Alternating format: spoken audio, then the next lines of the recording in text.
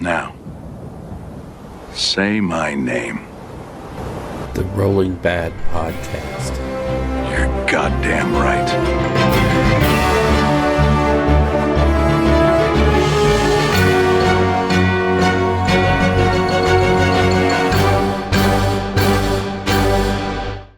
Coming to you almost live from the Smoldering Lodge in Rio Rancho, New Mexico, it's the Rolling Bad Podcast, episode number 126. It is April 3rd, and I'm your host, Bill. Hey, did it get hot in here? Castello, and with me today, all the way from bribing some short red-haired men to slay my enemies, it's Joshua, some like it hot, alt.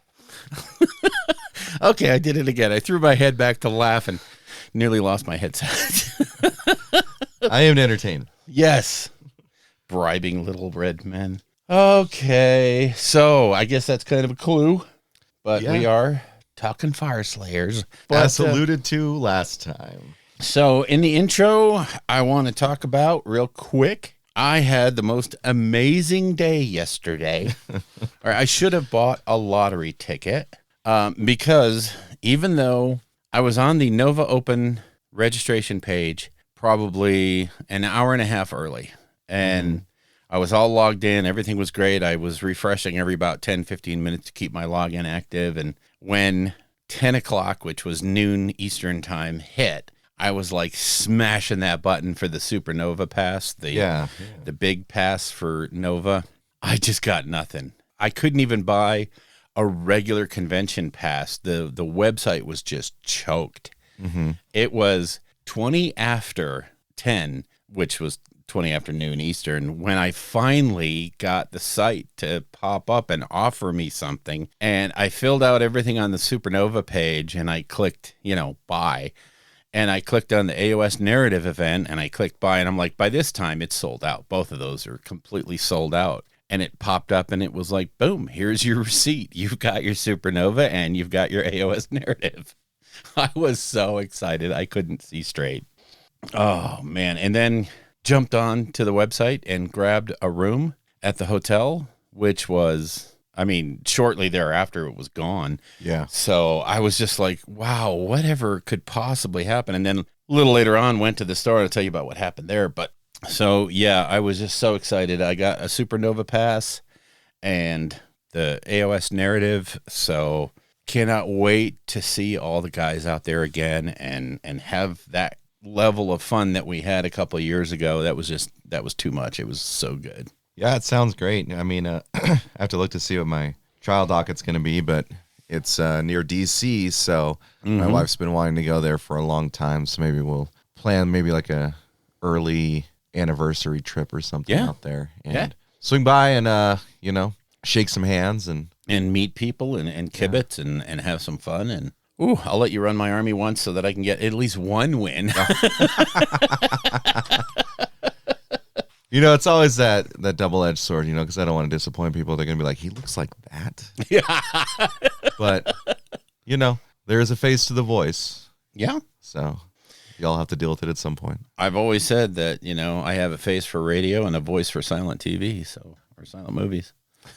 So, Oh, God, I dropped a joke like that in front of one of the judges I appear in front of. He's like, dude, you have such a great voice for radio. Like, it's amazing. And I was like, yeah, I was told I have the face for it, too. and the judge just kind of like looked at me for a second because he didn't realize what I said. And then when he did, he started laughing. Phew. Oh, that could be fun. Went out too ain't bad. So yeah, I hear you. I'll take it. Quick update on the Tempest of War cards. They're the new Maelstrom missions. Thanks for correcting us, Soul Chuckles. Bill, you're ready for some Drunken General, huh? Oh my God. Yes. Got the cards yesterday and started looking through there, and so relieved to see that the Drunken General aspect is pretty much gone. So they look really good quality. Mm. They're bigger format cards. We were just joking about, they're large format. They're easier to read for older people. Yeah. Which is, just another indication that GW's going bankrupt, man. They're reaching out to the older folks because nobody new is playing 40K or anything. Well, definitely not 40K, right? And certainly not 30K. I know they're trying to bring it back. We'll talk about that in a minute. Yeah. You know, the young blood ain't in there anymore. Yeah. So obviously they're bankrupt in 6 months. 6 months. So tops. That's going to be a sliding scale. So also in the intro, I don't want to hit this one too hard. We will probably talk a little bit more about this after dark, but the Adepticon AOS event happened. The whole thing was tracked on paper, on a local spreadsheet. So we don't have any real solid stats. Rob up there at Honest Wargamer was lamenting the fact that, here's this super big event and we really can't glean any information from it because there's none to be had. Also, there was the snafu with the ultimate winner of the event in that, Emma Mangels was given the award and the prizes and the invitation to the invitational for winning the event. And then on Monday finds out that no, actually they did a tiebreaker wrong and you didn't win. You were second. Oops, give it all back. Yeah. And luckily, GW has stepped in, and in what I think is one of the classiest moves, they said, no, here's your world's invite. Here's your invitational invite. You're going, blah, blah, blah. Yeah. So just a bit of an unfortunate besmirchment, whatever. It was a boo-boo at Adepticon and may not have been handled the best way possible. So more on that later. More of that when we can use more colorful language and take deep breaths before After speaking for dark. minutes and minutes. Yeah. After dark. Yeah.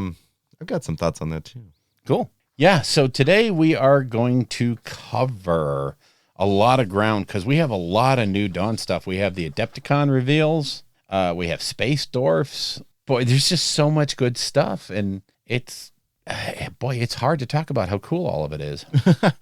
Yeah, there's so much to go through. We're going to touch on a few things here, probably stuff that's going to be more after dark, I think. But we're definitely going to go through all the Adepticon reveals. We're going to go through the most recent announcements because we had the pre-orders go up yesterday for some things. Yep. Of course, we'll always have our news at 11. That's right. Man, we're going to take a little fire walk here as we talk about the Fyreslayers.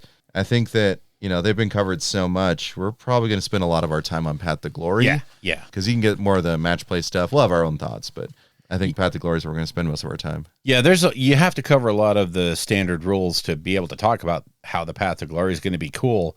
But the Path to Glory system for these guys is bonkers good. It's so cool. So cool. Yeah, that's where we'll spend a lot of our time. And so are you ready to move into New Dawn? Yeah, we got so much to talk about here. Yeah, we could just title this show New Dawn and do nothing but 2 hours on this.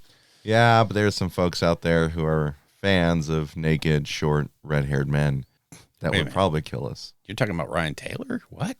Wait, no, stop. Yeah, there's going to be a lot of Ryan Taylor jokes. I'm sorry, Ryan. If you look really close, he's got the RT rune on his... So anyway, speaking of dwarfs... Wow.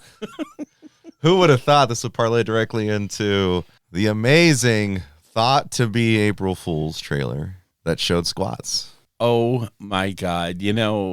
Just that reveal alone made my April Fool's Day. That was so classic to basically everybody assumed it was the prank. Yeah. And then they're like, no, sorry, they're real. The prank is that it's not a prank. And, like you were saying yesterday, for a prank, that was a 2-minute at least video, maybe 3-minute video that was, professionally done. That was a lot of money to throw away on a prank. Yeah. So, I think everybody had this inkling that this could be real. And the prank is that it's not a prank. Yeah.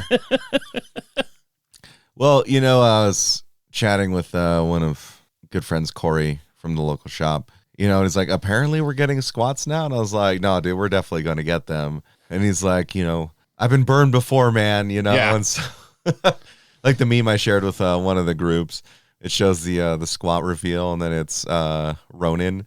He's like, don't do that. Don't give me hope. Don't give me hope. But I was like, there is literally no way they would invest that much money into animating that trailer, into designing, sculpting, Yeah. printing, assembling, and painting miniatures. They only showed one miniature, but Right. in the silhouettes in the video showed multiple miniatures. It's like there's no way they did that to yank your chain, right? Yeah. And then I said, if you want to get ahead of the curve, go buy KO. So Yeah, go buy them now. buy your KO so that way you can have your custom squats. Your custom squat, because man, do they! Oh, it's going to be so good. And just to mess with Charles a little bit, how much you want to bet that the Codex squats comes out before Codex Space Marines? It's Leagues of Chaos Space Photon. So the League LOV is going to be coming out before CSM gets any LOVE. Yeah. Um, I'm sorry, Charles. and the squads are going to have 2 wins. Oh, that's so wrong. So wrong. So anyway, also announced yesterday, the Arena of Shades box set is coming up. That is AOS loveliness. So in a box, you get Daughters of Cain and you get Night Haunt. You get 2 new models for each one. Man, I made a beeline to order that thing. Holy moly. I haven't ordered yet, but the was it Gladiatrix? What she does seems super cool. I don't know if I'm a big fan of her model. It just didn't seem like they could have gone further with her. Yeah. That's what I felt. The Scriptor Mortis looks sick though. Oh my god, that sculpt's amazing. It's so, I mean, between that and the Ferryman, they're just so good looking. And if, the snippets of rules and the scrolls they've shown us so far, if that's an indication of where the Night Haunt book is going, I'm completely jazzed. So I think I caught a snippet of Russ and Byron reviewing it yesterday. Oh, yeah? And they're saying essentially the Scriptor Mortis is Nagash's like propaganda man. yeah. Yeah, so I'm just going to call him Goebbels. Like, Well, I know how I have to paint him now. yeah. Yeah, you do. Thanks, Josh. He'll fit in nicely with your Krieg army. Yeah, actually, I think he'll be a good sub in for a Krieg leader. Yeah. Or if you're playing bolt action, He just fits. you heard it here, folks. He fits. You heard it here, folks.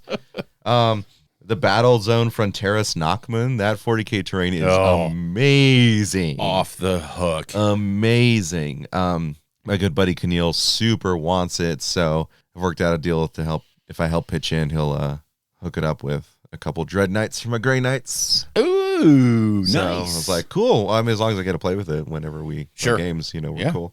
So that's gonna be good. And then for one of your favorite games, Bill, the Eldar Flyers dropped. Yes. So, it's one of those things where I always get excited when I see the new flyers for AI coming out, Aeronautica Imperialis. And, but then I forget that they're Forge World models. And so I'm looking through the site going, where the hell are they? Where are these things? And then I'm like, oh, stupid. Go to Forge World. Yeah. They look great. Yeah, they really do. They look so good. Yep. And you've got some Imperium thoughts on 4 through 7. Okay, yeah, this kind of works into New Dawn a little bit in that I received the package with issues 4 through 7 of Imperium. Really, really nice. I love the approach they're taking. It's like you could literally hand these to someone from age 10 to 60 and get them playing the hobby and understanding.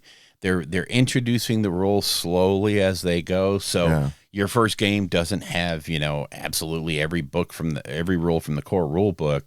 Really great intro. And then the painting especially is in the first issue, they had you paint the Ultramarines just McCrag blue. That's what they gave you. You just paint them blue. And they looked like, blue Space Marines if you did that. Yeah. Now in this later, in one of the 4 through 7s, I don't remember exactly which one, but they gave you the white paint, the gold paint, and all this other, and they're like, okay, now take out your Ultramarines, and here's how to start detailing them. Here's how to start adding to that paint job. Really, it's really slick. And of course, in this set, they also gave you a thing of Citadel glue, the really small sprue scraper, or mold line scraper, not the handled one, just the plain old metal one, and a set of nippers, the old Citadel nippers with the rubber handles that I thought were superior to the newer ones that are like $30. So really nice set. Love the whole presentation. Really hated the shipping on this. So the whole package of 4 of these issues came in a basically Kevlar plastic envelope. So as it was tossed around and ended up underneath 47 other packages, it just got bent to shit. It got trashed. So I'm like, maybe you should box these, protect it a little bit. I don't know. But it just really made me mad that I literally had to sit there once I opened them all up, and the pages were so bent and so messed up. I literally had to put them under a couple of books overnight, a couple of nights, to get them to flatten out so they'd fit in the binder. So they could approach shipping a little bit better. So if y'all think that we should expand the channel to have Bill do unboxing videos where you get real-time complaining about these about the packaging, please let us know. Because we may be able to accommodate for that. Yes. Our YouTube news segments, shorts. No, I'm not going there. I am not going there. Or jokes after dark. Yes. Also after dark, we're going to talk a little bit more about that update, the Battle Scroll update.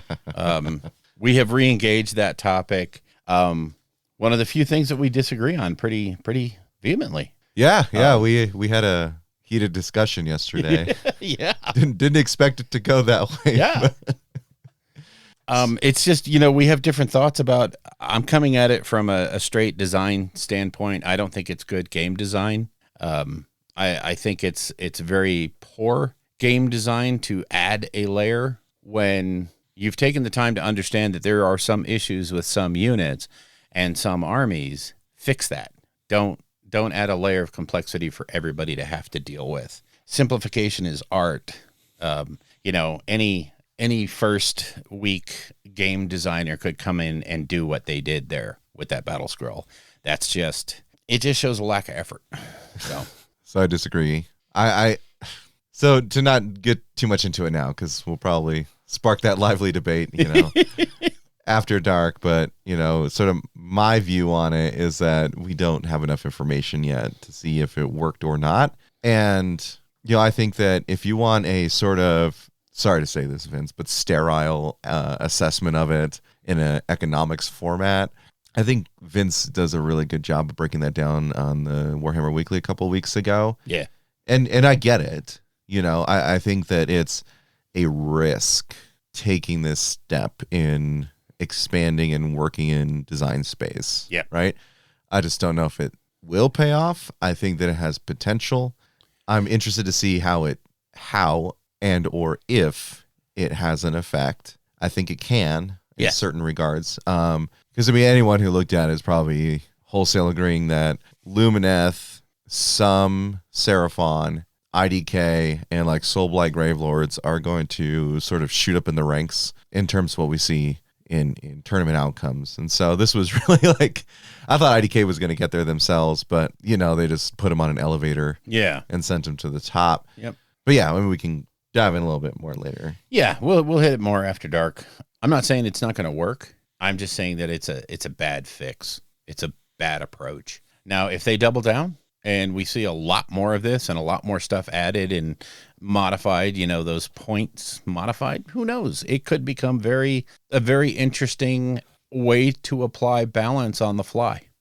And, this is another one of those deals where they could have a interim update to say, hey, here's a new release for the balance battle scroll to add these units, take these units, increase the numbers here. So it could become a good tool, but as it stands right now, no. Anyway, moving on. We got to go over the Adepticon reveals because, oh my God. I watched that reveal video and honestly, my overall reaction was meh. I was like, I know if it hit you, it's amazing. Mm-hmm. And some of this, none of it was junk. None of it was like, oh, that's a miss. Yeah. But it's just not a lot of this hit me. So I was like, okay, whatever. there's some things, some aspects of some things that I really liked, but I agree with you. The overall thing, which is kind of like you could have just posted that on a Warcom, page. Yeah. And I would have been okay with it. Yep. You could have done this any other, Wednesday evening, but this is Adepticon. With the exception of the big showstopper reveal, I don't think there was anything there that was like, wow. Was any of it really too showstopper? I mean, like, I guess that, the two neckbeards that go to your local game store who won't stop talking about 30K Horus Heresy are probably just solidly raging, I think, if there's two of them, they are probably in opposite camps. One of them is like, yay, yeah, it's going to be great. And the other one is like, screw you, you're going to make a 9th edition and I hate you. So, yeah, don't touch my game. What are you doing with plastic marines? You know? Exactly. There's no way you should be touching this whatsoever because it's already perfect. Yeah. Let's hit it in order so that there's context. Yeah, we'll get there. So, one of the ones I liked was the Necromunda. I'm sure you did. Necromunda Ashways looks real interesting. And to be frank, from that box, I mean, when I first saw that stuff, my first response was angry sand noises, But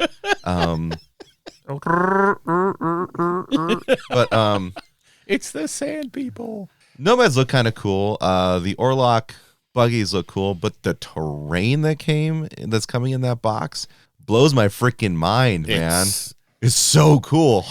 Whoever works in that Necromunda design space is at the same time brilliant and twisted. Yeah. So, yeah, it's it looks like a gorgeous box. Really interesting take to see how this is kind of a new game in the Necromunda verse.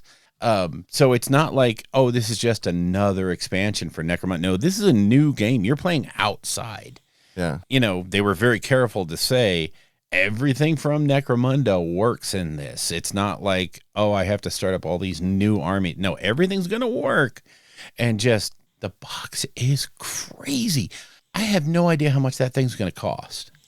200 at least. A minimum. At least. It might be a 250 box. Yeah. I think I'm kind of like Dark more. Uprising. A Dark Uprising style box is what I would say. Dark Uprising was $3, wasn't it? Yeah, it was $2.99. Like $2.90, yeah. But this one has a whole new rule book for the new methodology. Then you're adding vehicles to Necromunda. So a lot of models. And then, like you said, the terrain is just bonkers. Yeah. So I remember showing my wife during the reel. I was like, hey, look, this new Necromunda stuff. And the first thing she saw were the bugs. And she's like, that's gross. Oh, my God. Thanks, babe. Yeah. But it's Necromunda, though. And she's like, I don't want to look at bugs. Well, they're so cool looking, though. Yeah, it's just like grasshoppers. And, that one of the things I saw right away, just the chat lit up with all of these. Oh, that's going to convert into X so easily. And, I mean, just like everything in Necromunda, the conversion possibilities are endless. Oh, yeah. So that's a really cool release. And Necromunda players, you've got a new methodology. You've got a new sort of game to play. It's going to be awesome. It's a shame it's just a cash grab, but kidding. Warhammer Underworlds, there is a new sort of Soulblight vampire and minion warband, hearkening back to Shades of Frankenstein, if you will. I mean, yeah, he's got literally the one big armed dude with like bolts in it, but the rest of them are just like alternative sculpt zombies. Yeah, with electrodes. Yeah, and I was not impressed, to be honest. I didn't think the sculpts were all that good, except for the vamp himself. It'll be interesting to see how that warband plays, what their cards look like. They said they were aggro, so they're supposed to like get in there and just start fighting. Yeah. My concern is just that like they had such an interesting concept with the Frankensteining stuff, and then it just kind of fell flat, and then you have like a Delok vampire model. Yeah. Like so many people were like, well, I'll convert that for a Delok, and I was like, that's expensive, but yeah, but like it's supposed to be this electricity, and he's doing things that like is forbidden and stuff, and then he's got like a normal wooden stick with a little bit of electricity on the end of it. Like, yeah, I don't know, man. I wish they Could had have gone doubled deeper. down on that one. Yeah. Yeah. Like, yeah, you have the one guy with the one burly arm, but then like, I don't know, give us like a literal Frankenstein's monster, that he commands. So it's like not just zombies with a poorly dressed vampire. Yeah, I think they didn't want to get too far into that design space to avoid maybe copyright issues or something, but going halfway didn't quite do it. But we'll see how they play. It'll be interesting to see. Oh, I'll definitely get them. But Yeah. So then they announced, much to the adulation of the crowd, the Chaos Knight, a Chaos Knight upgrade sprue to make a new Chaos Knight. Super. Wow. Just the throwback details on that thing are, is it even an upgrade sprue? Yeah. Because like they've got the whole new carapace. They've got the new arms completely. Yep. They got the new face. Yeah. So, I mean, maybe it's just like a separate sprue from the chassis that's in the existing Chaos Knight box. On the, I don't know if when you buy that, if you're getting a full Chaos Knight. I think it is just on the Adam Troke, Wade Price show. Yeah. He talked about how it was an upgrade sprue. Hmm.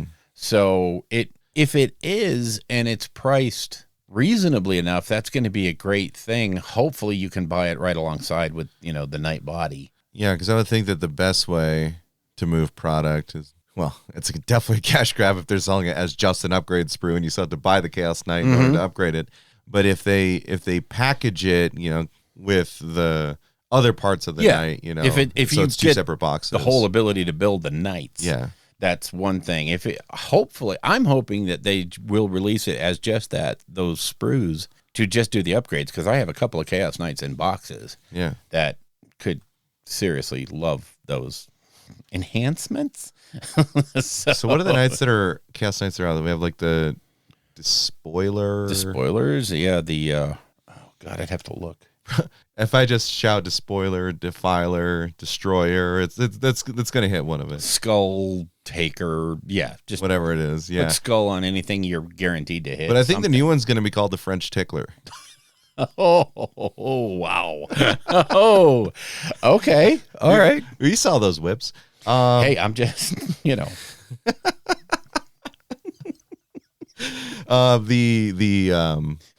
they War Dogs? The War Dogs look really good. They look so good. No more of this buying the super loyalist Imperium crap and just gluing chaos to it. Yeah, Now putting you get, spiky like, bits on it. some real, like the carry-on birds on top of the Chaos Knight. Oh, So man, good. that's awesome. It's so cool. And those carrion birds are going to be good for everything. Oh, yeah, no, those are going to be a hot Oh, commodity on bit yeah. sites. Oh, eBay beware. Yeah.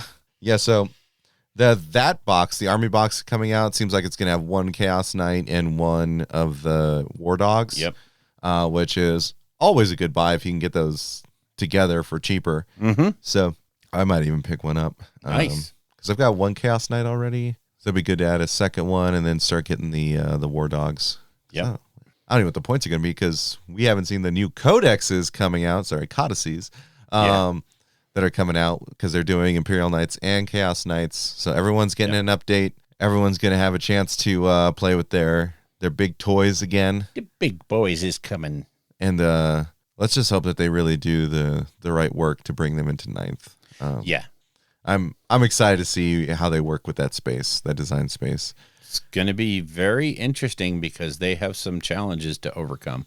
Usually the problem that I've heard, I haven't seen it firsthand because I don't play with this density of terrain, but the terrain itself becomes an impediment. Sure. Since they can't necessarily move or skirt around. Yep. So if they have something where it's like they can literally walk through buildings and destroy terrain, dude, that would be sick. That would be sick. They will need to have some methodology in there to allow them mobility. I mean, it would make sense too because they're usually taller than most of the terrain that's on the battlefield, right? Why can't they walk through it? They should be able to destroy ruins and just ignore walls.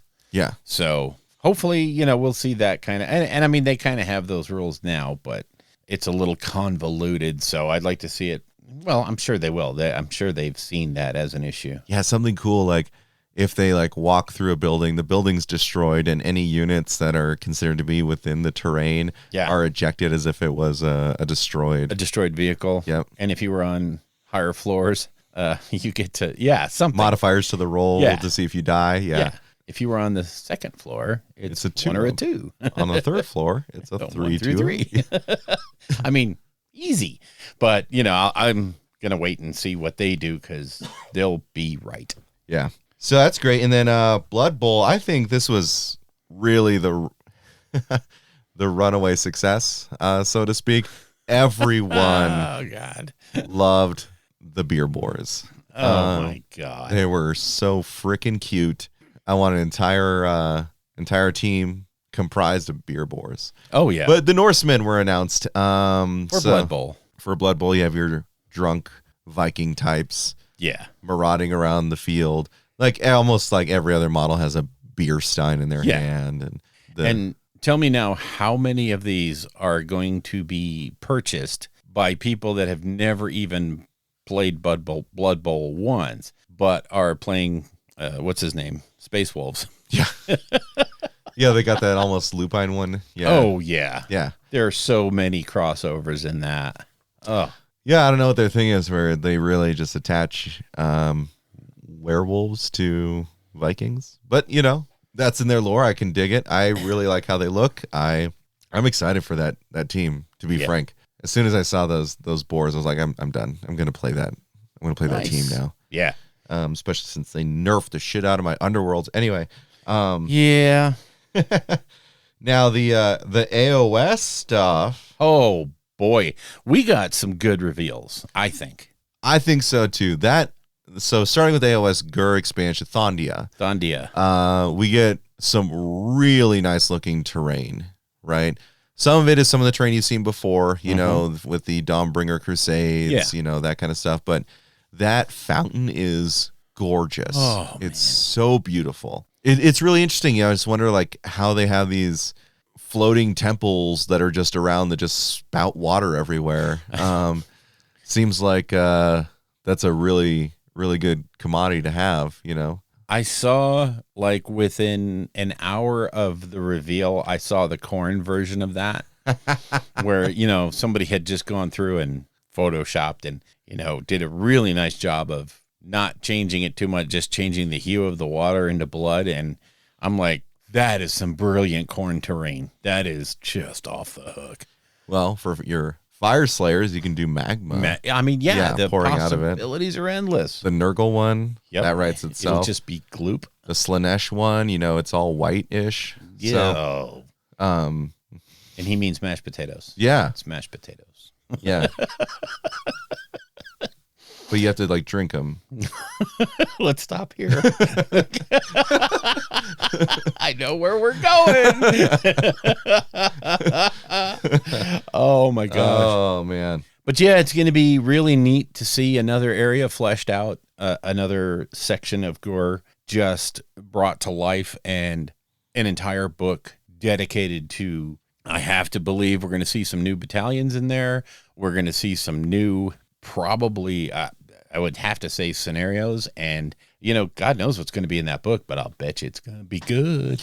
Well, they gave us some hints on that. They said there will be some match play updates, but the big thing was the narrative part. Yeah. So if you liked Hammer of Apotheosis, Bingo. boy, howdy because they referenced a grot priest on a dragon. So all you narrative players out there, because I know a few of you listen to us, get excited.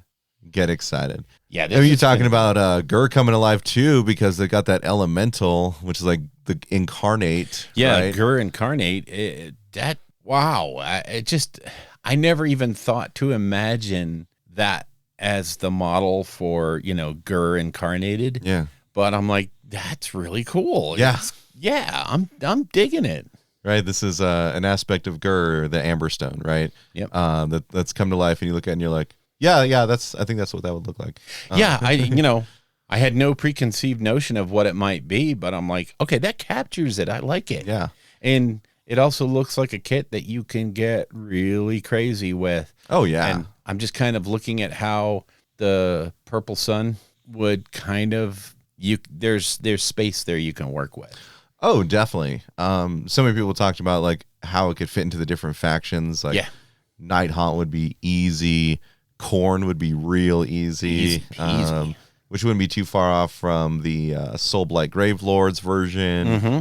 Like there's a lot of great space to work with on that one. The orc version's going to be cool. The one that jumped out was the what's his name, Cruel Boys version. Oh yeah, it's going to be kind of again. It's one of those I can't wait to see what people do with this.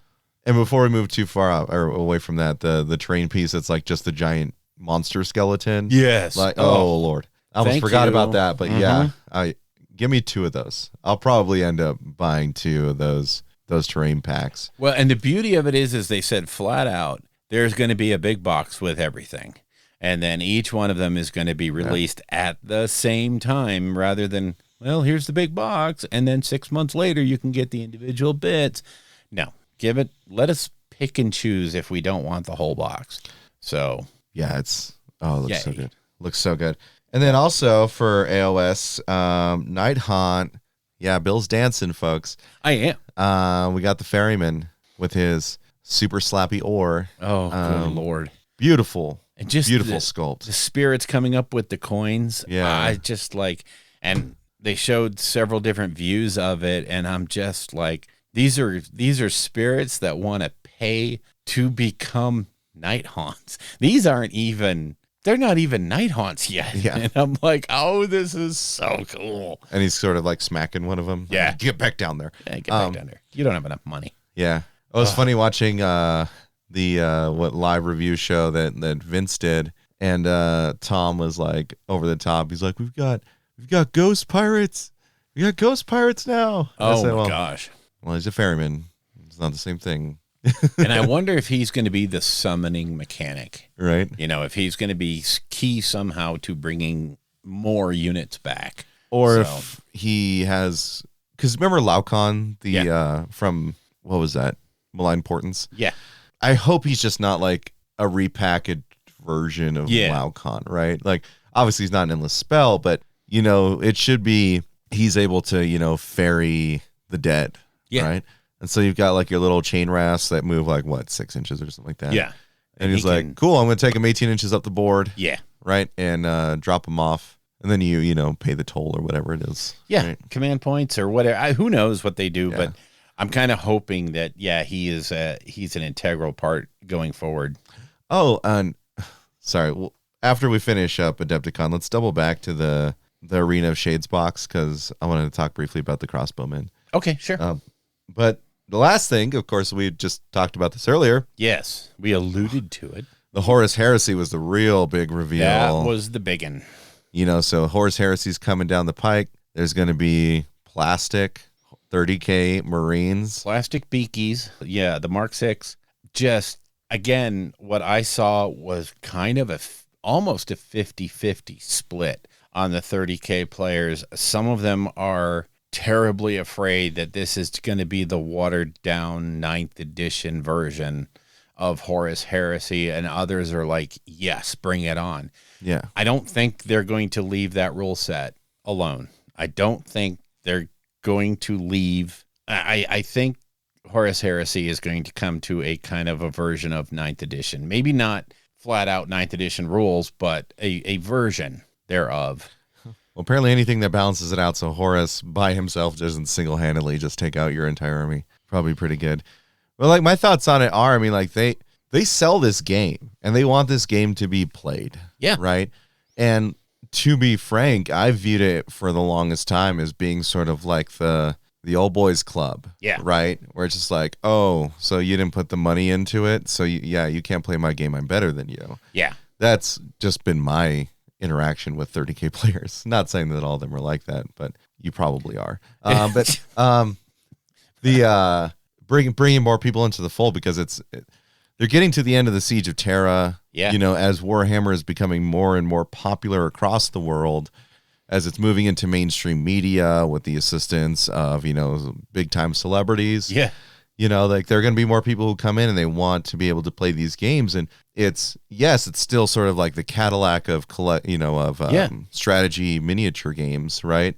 It doesn't mean that it needs to be so gatekept that folks can't jump into any aspect of the hobby and play. And, if they give the update to Heresy that brings it into plastic, makes it more affordable and more accessible, I'm playing it. Yeah, then all of a sudden the player base goes up, and that's a good thing. Although I'm sure the purists will. Yeah. Now, I've got a really crazy take on this. Knowing some 30K players and knowing that a lot of them use the rule set that is community made. There's a site out in Australia that sort of does a 30K version of it. At once simplifies but also expands the standard 30K rules to make them, and also pulls them all into one place to make it easy for the players. And from what I gather, just about everybody uses that rule set. And from the GW perspective, that's not optimal. No. That's not the best thing for them going forward. So this update, this new Horus Heresy, I think just hits on every level. If you make it more accessible, I still have my Burning Prospero, I still have my Betrayal at Calth box sets. And if you all of a sudden make those relevant and interesting and fun, I'm 100% all in. Yeah. And yeah, I would truly love to play Heresy Blood Angels and Heresy, what's his names? The main guys, the green guys. Salamanders? Horus's boys. Oh, yeah. Why am I not able to think of their name? Sons of Horus? Thank you. Because, Horus being... Yeah. Oh, boy. Yeah, I'm here. So, yeah, I would truly love to see games in that environment that were accessible. Yeah. Not as it is now. Yeah, not saying like go back and recast all of the, Primarchs in plastic, I think, paying the money for the Primarchs is, the price of admission for playing a Primarch on the field and you betcha. And Horus Heresy. But certainly when it comes to, a lot of the fan-made rule sets, right, is that GW can't regulate that. Right. And so if GW is going to be instituting tournament play, right, for Horus Heresy, it needs to be unified. Yep. So I'm excited for what it could mean. Yes. Despite what, a lot of neckbeards are going to be saying. Yeah, I'm sure there's going to be a segment of the community that's like, you do whatever you want. I'm playing this. Yeah. And okay, I'm not. Who's same to tell subsection of the you community that's how to like, have fun. Same subsection that's going to just go buy a 3D printer and print up their entire army. That's right. Over the course of 3 years. Or refuse to play OS because I play Warhammer Fantasy Battles 9th edition. Okay, whatever. Yeah. Enjoy yourself. Have fun with your hobby. It's your hobby. And real quick, before we break from you, Don, just to double back real quick to the... Arena Shades. Yeah, the crossbowmen. They might have some interesting play. They're only a 12-inch range. Yes. But they ignore cover and line of sight. Yeah, that's kind of, let me see, crossbowmen that can shoot through walls. Thank you. Yeah. Yeah. So, like, I'm even thinking of just, like, some basic play with that is, getting your Nighthaunt up the board in, like, the hero phase, for example, because you can pop them up with any of the command abilities that you have. So you have Reikenor fly up. He pops up a bunch of the crossbowmen, drops the palisades so you can't even see them or charge them, and they just gun you down through the palisade. Shooting at you. Oh my God! Yeah, I mean, there's some interesting. I'm dying to see this book, and we'll get to it in creation. But I am just really torn right now. Yeah. Oh, it's God. I hate GW, and I love GW. God. Give it all to me now. Give me everything now. Give it to me now. I'll give it to me later. Yeah. Do you think that's it for New Dawn? Golly, sure. What else could there possibly be? Well, we haven't even reached. We're 8 minutes from 11, so we're going to take a quick break. English hard. Sorry, guys. I think Bill's having ball. We're both having strokes right now. We were talking about. And I'm leaving that in. We're talking about the toasty smell earlier, and we thought it was just breakfast. But, yeah. Well, yeah. Nope. It's frying eggs. Left side of my face is feeling a little soft. So just more Monster. You'll be fine. Yeah, there you go. Just power through it. We're going to take a quick break, go to creation, and then hopefully we'll have the 11 o'clock drops. Make sure you join us tonight for the news at 11. Okay, and because we felt like we didn't do enough New Dawn, and we really feel like there should be more, wow, is there more? Holy hand grenades. So much. All right, folks. Well, I love them. You love them. And if you don't love them, you're going to hate them when they whoop your butt. Because Codex Tyranids next week. Yeah. Holy crap, man. So we got the Codex, which is going to have all the little gribbly bits and everything we wanted. Yep. They said it takes everything Tyranid players love and cranks up to 11. Yeah.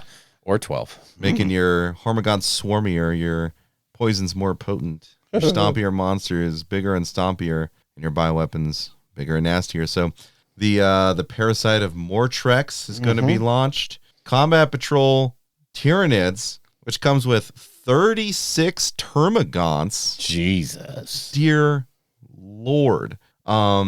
Get your Ripper Swarms as well. 43 minis total. 25 Dear power God. level right in the box. 43 minis. You get 3 Ripper Swarms, the Parasite of Mortex, or to use with your Parasite, sorry. Good God. That's 43 models in a box. That's amazeballs. Hive Tyrant, 3 Tyranid Warriors. Boy, so if you're playing Kill Team, there's your box. Right. So. And a Swarm Lord / Hive Tyrant. Dear God. Yeah. All you Dear need now Lord. is Carnifexes, and you're good. You get your data cards and dice set, naturally. And then moving on, we got the classic Chaos Space Marines. Or classic Space Marine Captains. Yeah.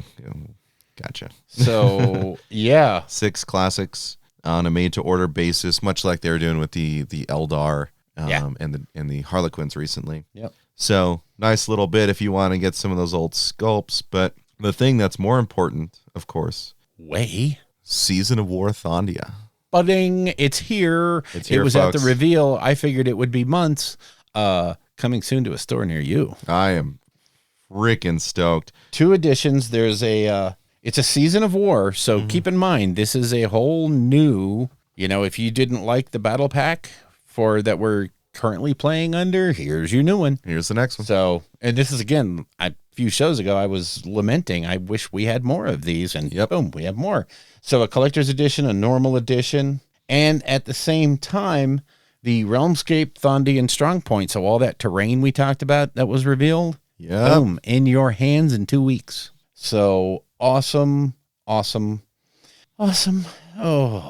God, it just looks so beautiful. AOS players rejoice. This is a great.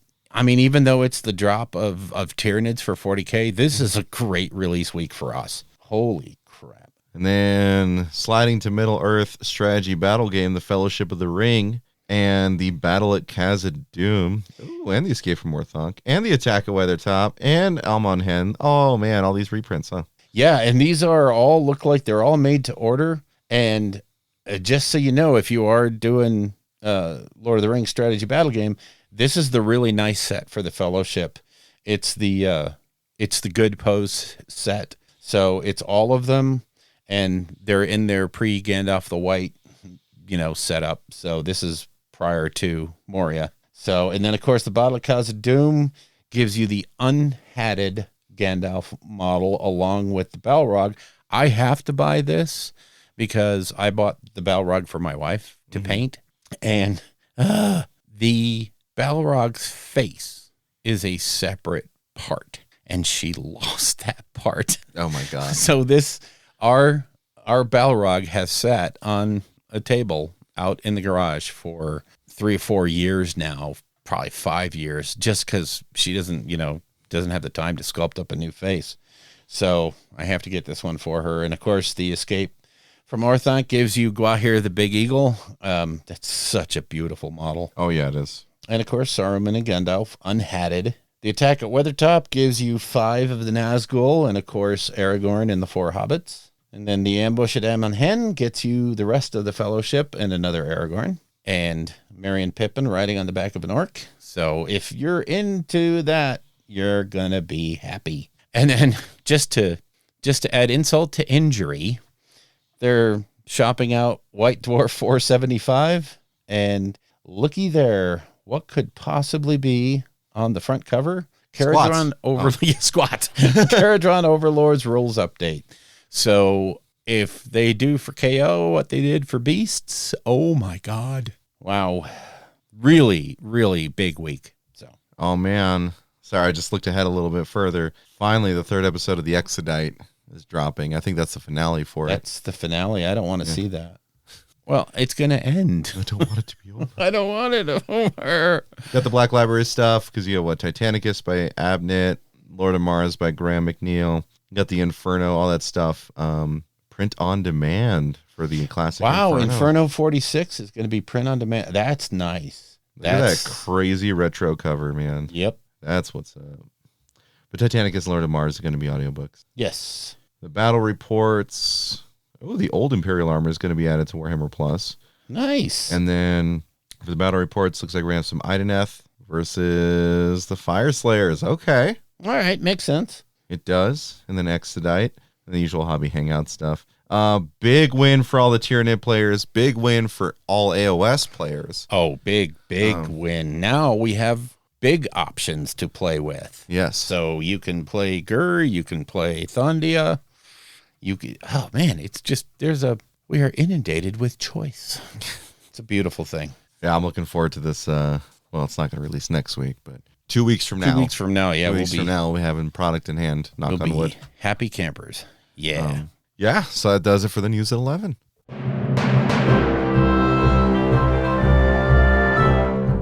All right, so moving on to creation, and once again, I have very, very little, not just time constraints, but not being able to bend the thumb without pain. Now, I do have drugs that are helping it quite a bit. In fact, this morning I woke up and it didn't even hurt. Oh, wow. So, yeah, I was like, because usually, after I sleep, it's really painful, and it takes like an hour or so for it to settle down, but nothing this time. So I'm hoping against hope.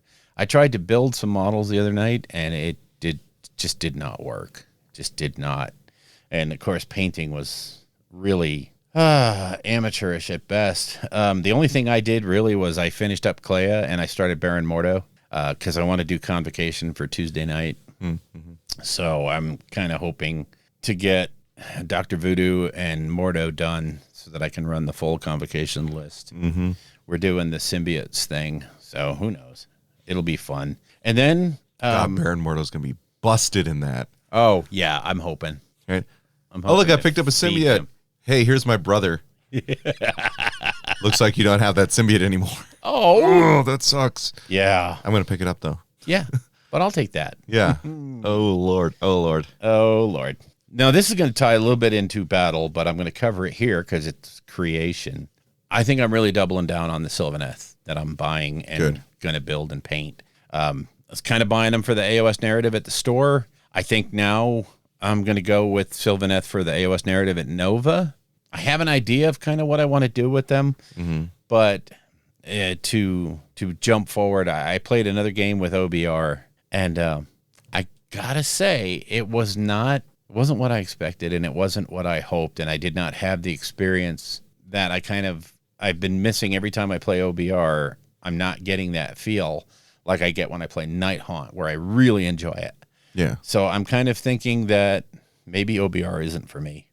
OBR is tough. It is probably next to Nurgle, like the heaviest attrition army. Yeah. There is. Like OBR wins because it gets to the places and has more bodies there for longer. And sits and they are fun to play. I'm not saying there's anything wrong with them. They're really, really good.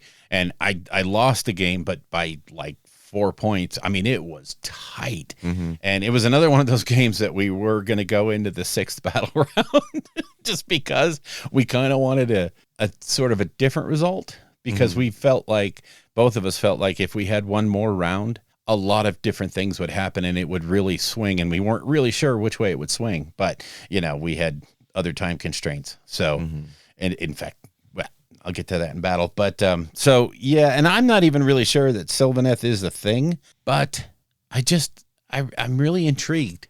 So I'm like, if it's something you want to do and it's something you want to paint and you feel into it, do it. Yeah. I'm not going to do something just because it's the hotness. I'm not going to build a Lumineth right now because they're hot, although they are. But, ho hum. But anyway, that was all my creation. One thing I will say, is I kept using the Army Painter speed paints, even for Mordo, because, he has black boots and black pants, but I wanted there to be some difference. I didn't want to do like the siliconum gray and then black for the boots. So I went with the speed paint black for the pants and then the contrast black for the boots. And there's just enough of a contrast there. There's a lot of contrast in that sentence.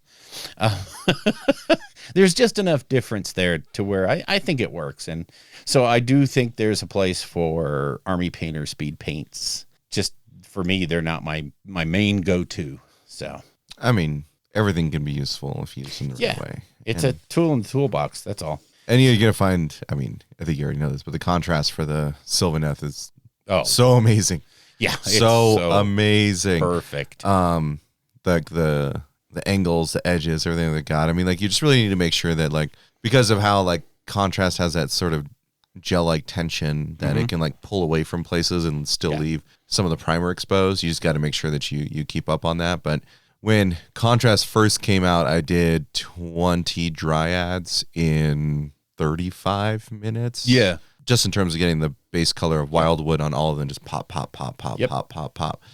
And Sylvaneth just has some of the most beautiful models in the line. Yeah. I mean, they're just gorgeous. The most recent one was the Warsong Revenant, Alariel. Oh God. I mean, like, they're just gorgeous. I think the only models I'm not terribly fond of are the Dryads and the Branch Wraith and Branch Witch. Yeah.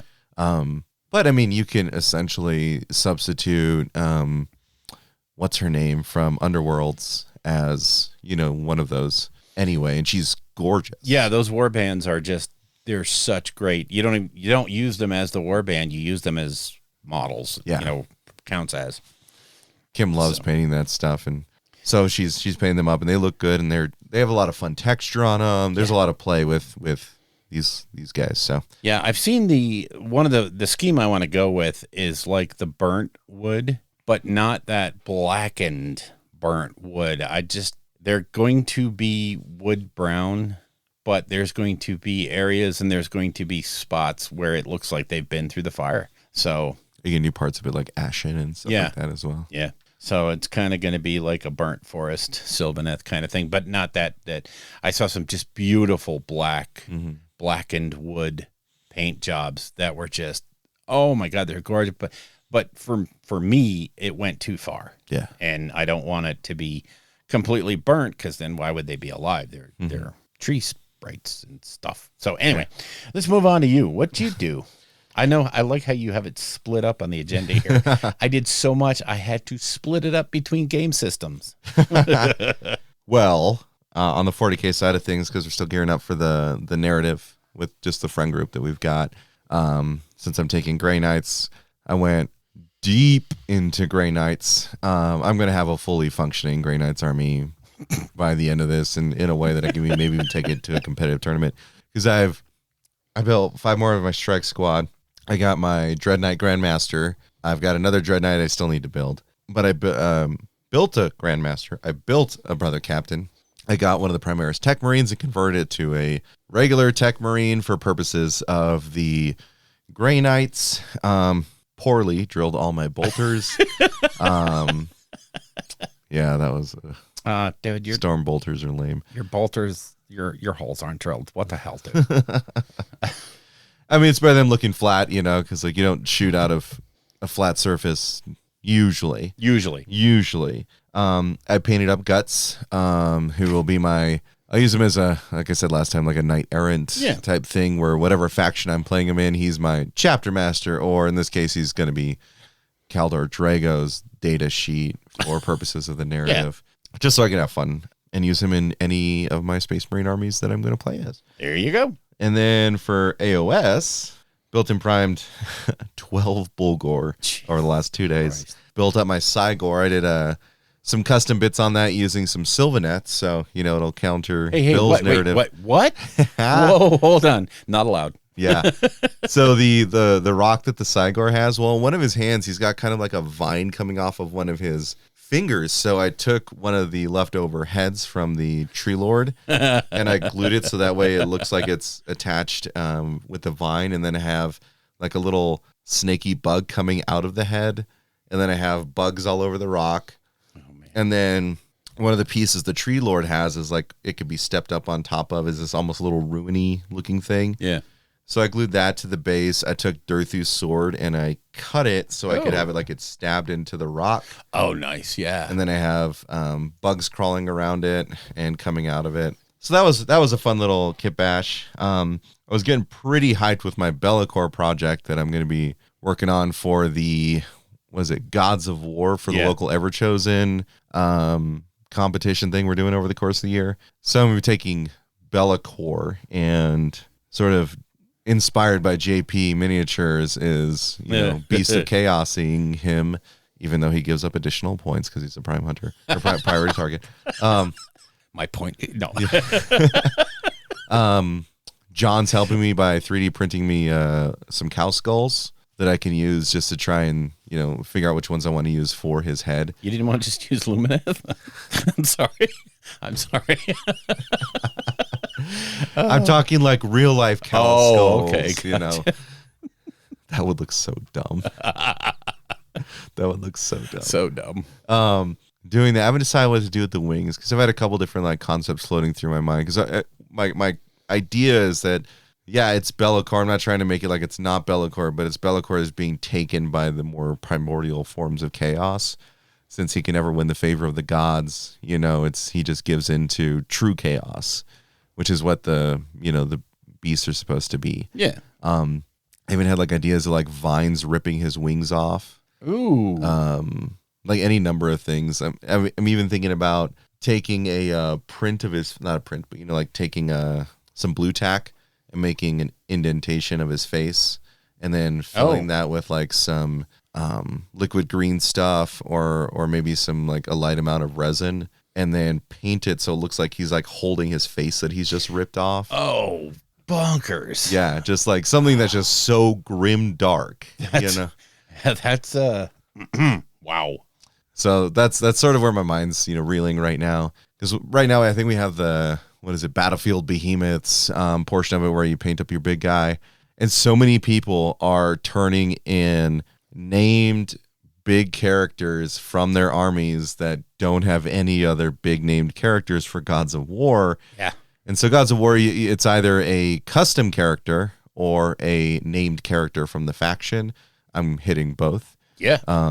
So like in this one coming up, we got someone who's doing a Bellacore. They did a wonderful job. Josh Ryden did an amazing job on that. Troy's doing Nagash, right? Yeah. Clayton's doing Mortarion. They've got some Stompas and stuff coming in here, right? Yep. Again, he's doing it again. And so I'm like, I'm definitely not 100% going to like place anywhere in this one, since everyone's putting in their big bigs. Plus, my wife's doing a very nice model that everyone's going to be surprised about. Nice. That she's going to enter and just steal votes. But but I mean, that's why I'm looking forward to doing it, the next time around. And Bellacore is just such a cool model, and eventually I'll get one that I do as like a proper Bellacore, but I really want this like custom one that I play with, have a story for it. So that's my project I've been working on, collecting pieces, setting them up. Yeah, nice. So that was my creation. I haven't done a lot of painting because we went out of town. By the way, I didn't tell you this, but when we're out of town, I found what's the first book of Xenos? I found Xenos. Oh, nice. The special collector's copy. Oh, very nice. And I was like, wait, this isn't sold out? Whoop, done. What the hell? Okay. Yeah. I will spend $40 on this. Hell yeah. So I didn't pick it up initially because I don't know why, but once I saw it there, I was like, all right, I got to. Got to do it. Gots to. Yeah. Yeah, so that was my creation, and I skip over to battle. I didn't do any battle, so if you want to jump on yours real quick and just knock it out. Yeah, as I alluded to, played a game of OBR versus Daughters of Cain. Boy, talk about just flat out fun. We ended up having to split it over 2 nights because there was, work going on, but it was great fun to play a normal, straight up 2,000 point, just flat out game. Yeah. And I was, like I said, really jazzed to play OBR again. And come to find out, Daughters of Cain are pretty damn tough. And they stack up well with OBR. Although, thank God for Shield Wall. Whew. Oh, yeah. Oh, my Lord. Oh, yeah. Because, Bow Snake Ladies are, I think they're kind of good. Yeah. They might be. I don't know. It just might be me. But, and, Marathi Kane, she's hot. Yeah. Wow. It was really an interesting, I had to reread the Daughters of Cain rules to refamiliarize, myself with, hell, just how much Ren she had. But, all the other things that Army does. And it turned out to be quite the whole key for me was trying to not allow him to concentrate, to use the horsies, the murder ponies, to keep him spread out so that he couldn't just concentrate all of his efforts on units and just wipe them out. Mm-hmm. And it worked really, really well up until like turn 4, the first turn of the second night. I got mired in a couple of places and just brutalized, because up till that point through battle round 3, I had a big lead going in. Yeah. And the worm turned on turn 4.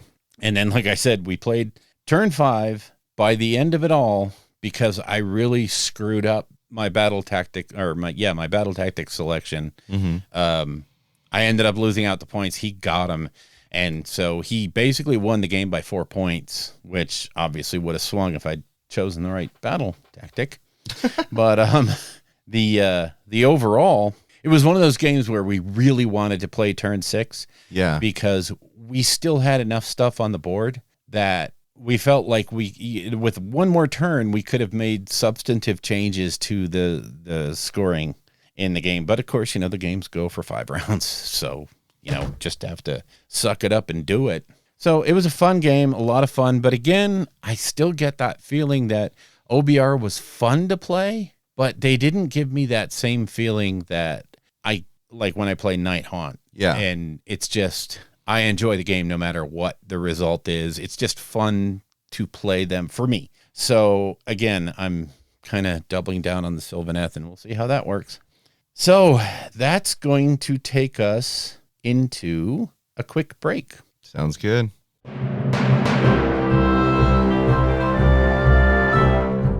All right. So now in the lore section, as promised, we are going to cover Battle Tome once per battle. I mean, Fyreslayers.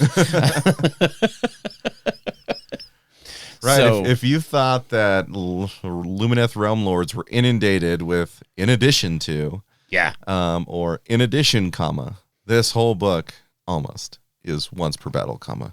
Yeah. So that at first blush sounds not good, but as we'll, talk about, these buffs that they can get once per battle are real strong, and that's where the depth of strategy in the army is going to come out. Knowing when to layer these abilities, cycle these abilities, knowing which ones to use against which opponent and when. Oh boy. Yeah, there's a lot to play with. I also think there's a lot of depth of strategy when it comes to bringing in allies based off of the one warlord trait of Duar Dizal or whatever it is. Yeah. Where you can have your allies count as Fyreslayers, right? So there's a lot of stuff in there. I mean, we'll kind of start from the top on it, but that's my overview. What do you think, Bill? My overall view of the book is this book is going to require experience to play with. Yeah. And it's going to be one of the few books I think that you're going to have tableside with you, because there's so many things that are lynched on other things. Mm-hmm. And once per battle, and then maybe you can do it again if you have this guy and he does this prayer. Mm-hmm. So it's experience, very high skill cap, very high skill floor. You have to know what you're doing, because if you play like I do and you don't really think ahead that much, it's going to bite you in the butt. I did make a comment before we started talking that I probably should bring up here. Is it like, when it comes to this army, collecting this army is one of the easiest things you're going to do. Yes. Frankly, if you buy 6 of the start collecting boxes, you can have a full Magmadroth army and just go to town. if you want depth of strategy, well, frankly, there aren't too many other units to purchase. It's the Orc Hearthguard Berserkers, and then some of the foot heroes like the Grimwrath Berserker is redonkulous. Yes. Just ridiculous. Oh, God. It's going to take a lot of time to get good. Yeah. Right? And knowing when to pop these abilities is going to be huge. And we're just going to go through the book like we normally do, probably a little more topically because most of the info is already out there. And then we're going to hammer into the Path to Glory because, frankly, this is the best Path to Glory I've seen. It's the best they've ever done. Yeah. It's period. Over the top good. Period. So for the narrative aspect, Fyreslayers, I almost think Fyreslayers are more worth your while to play in a narrative Path to Glory campaign than trying to take them to tournaments. If you don't want to, if Fyreslayers is your thing and you're going to double into it, yeah, I mean, obviously it's a good book and you're going to get your fun's worth out of it. But for just a pure fun Path to Glory army, yeah. That makes me think of something that I thought about before, and I think I talked about it at the last podcast when I said that this book isn't going to make people go out and buy Fyreslayers. Right. And, after re-reviewing the Path to Glory stuff, I think it can. Not for match play purposes. Right? Like, you have to be a very particular type of person who really likes to abuse themselves to take this to a tournament, because if you mess up one buff, you could just lose the game. The decision tree is so complex. Yes. But when it comes to that Path to Glory system that they have built in, I don't know if you'll have more fun. I really don't. In a Path to Glory system, I don't think you'll have more fun. No, and I mean we've talked about some really good Path to Glory setups before, and this one is just heads and tails more engaging. When we get to it, we'll get to it. But overall, not a ton has changed for Fyreslayers in the basic. These are your units. This is what they do. Yep. Your lodges are still the key to how you unlock and work different things. And depending on if you want to run the 6 Magma Droths, you're going to run a certain lodge. If you want to run nothing but Volkites, you're going to run a lodge. So we won't even talk about those until we get to the lodges. The overall army special rule is the Fierce Counterattack command ability. Use it at the start of the enemy combat phase. Yep. Unit receives the command must be an Auric Hearthguard, Hearthguard Berserker, or Volkite Berserker that is within 3 inches of an enemy unit that made a charge move in the same turn, and within 3 inches of any enemy units that have, and not within 3 inches of enemy units that did not make a charge. We'll boil that down to simplistics next. And then what happens is that unit gets the strike first special rule. So the way this works out is basically you have your foot troops, and as long as they're not in melee already, i.e. 3 inches of a unit previously, if they get charged, they get strike first and not the charging unit. Was that once per battle? Nope. A unit cannot receive this command more than once per battle, but you can do it for every unit. Yeah. So it's once per unit per battle. Yes. Right? So even then it starts stacking. But I think the best description I saw of this for just sort of visualizing what it was Tom was talking about it with the Auric Hearthguard. Yeah. Because that's their shooty unit, right? Yeah. Let's say you charge, it's not in combat with anything else, you charge the Auric Hearthguard. Well, then they can unleash hell. Yeah. And so they shoot you with their pikes, they throw their axes. Then it gets to the combat phase, and you can trigger that ability, and they'll fight first. Yeah. So it's almost like a virtual double unleash hell in those situations. They're a trap. You charge them, it's a trap. You can just see Admiral Akbar just saying, no, that was a trap. Go ahead and charge them with your 5 murder ponies. I don't care. Yeah. The best way to handle that would just be, oh, look, the zombies piled in. Yeah. Yeah. So, right? Because actually that bypasses the trigger for them being charged. Mm-hmm. It's just, oh, we're here now and we're fighting. Yeah. And sorry. Yeah, no, there's no charge involved. We're just here. Yep. Yeah. So it's a crazy strong command ability. Again, once per battle per unit. If only you could do this okay. Anyway, if you could do it every turn, that would be bad. That would be It would be so way too strong. So the next up army-wide special is the Grim Wrath Oaths. So for your Grim Wrath Berserkers only, if your army includes more than one Grim Wrath Berserker, you cannot pick the same oath more than once. At the start of the first battle round, you pick one of the following oaths for each friendly Grim Wrath Berserker to swear. It applies for the entire battle.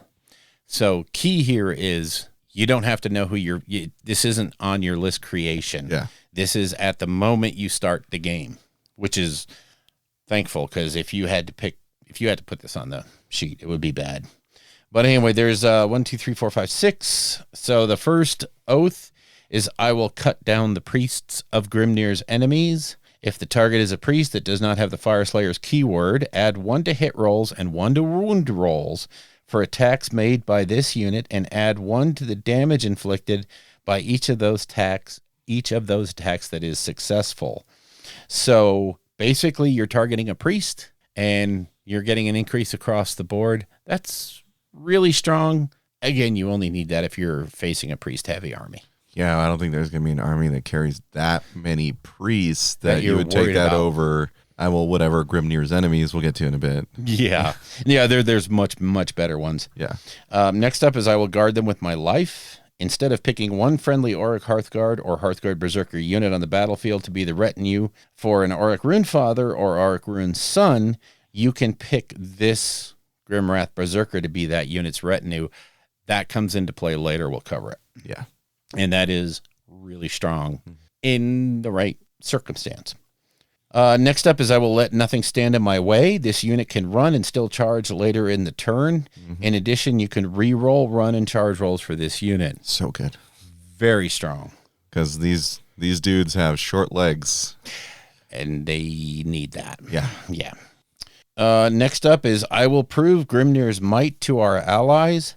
Add 1 to hit rolls and wound rolls for attacks made by this unit if it is within 12 inches of any friendly units. That's so good. So, yeah, that's kind of bonkers easy to make sure of. And again, not so much on the hit rolls, but you're getting a modifier to wound rolls, which is very rare in the third edition. So anything that helps wounds is nice. That means he'll hit and wound on 2s. Yeah.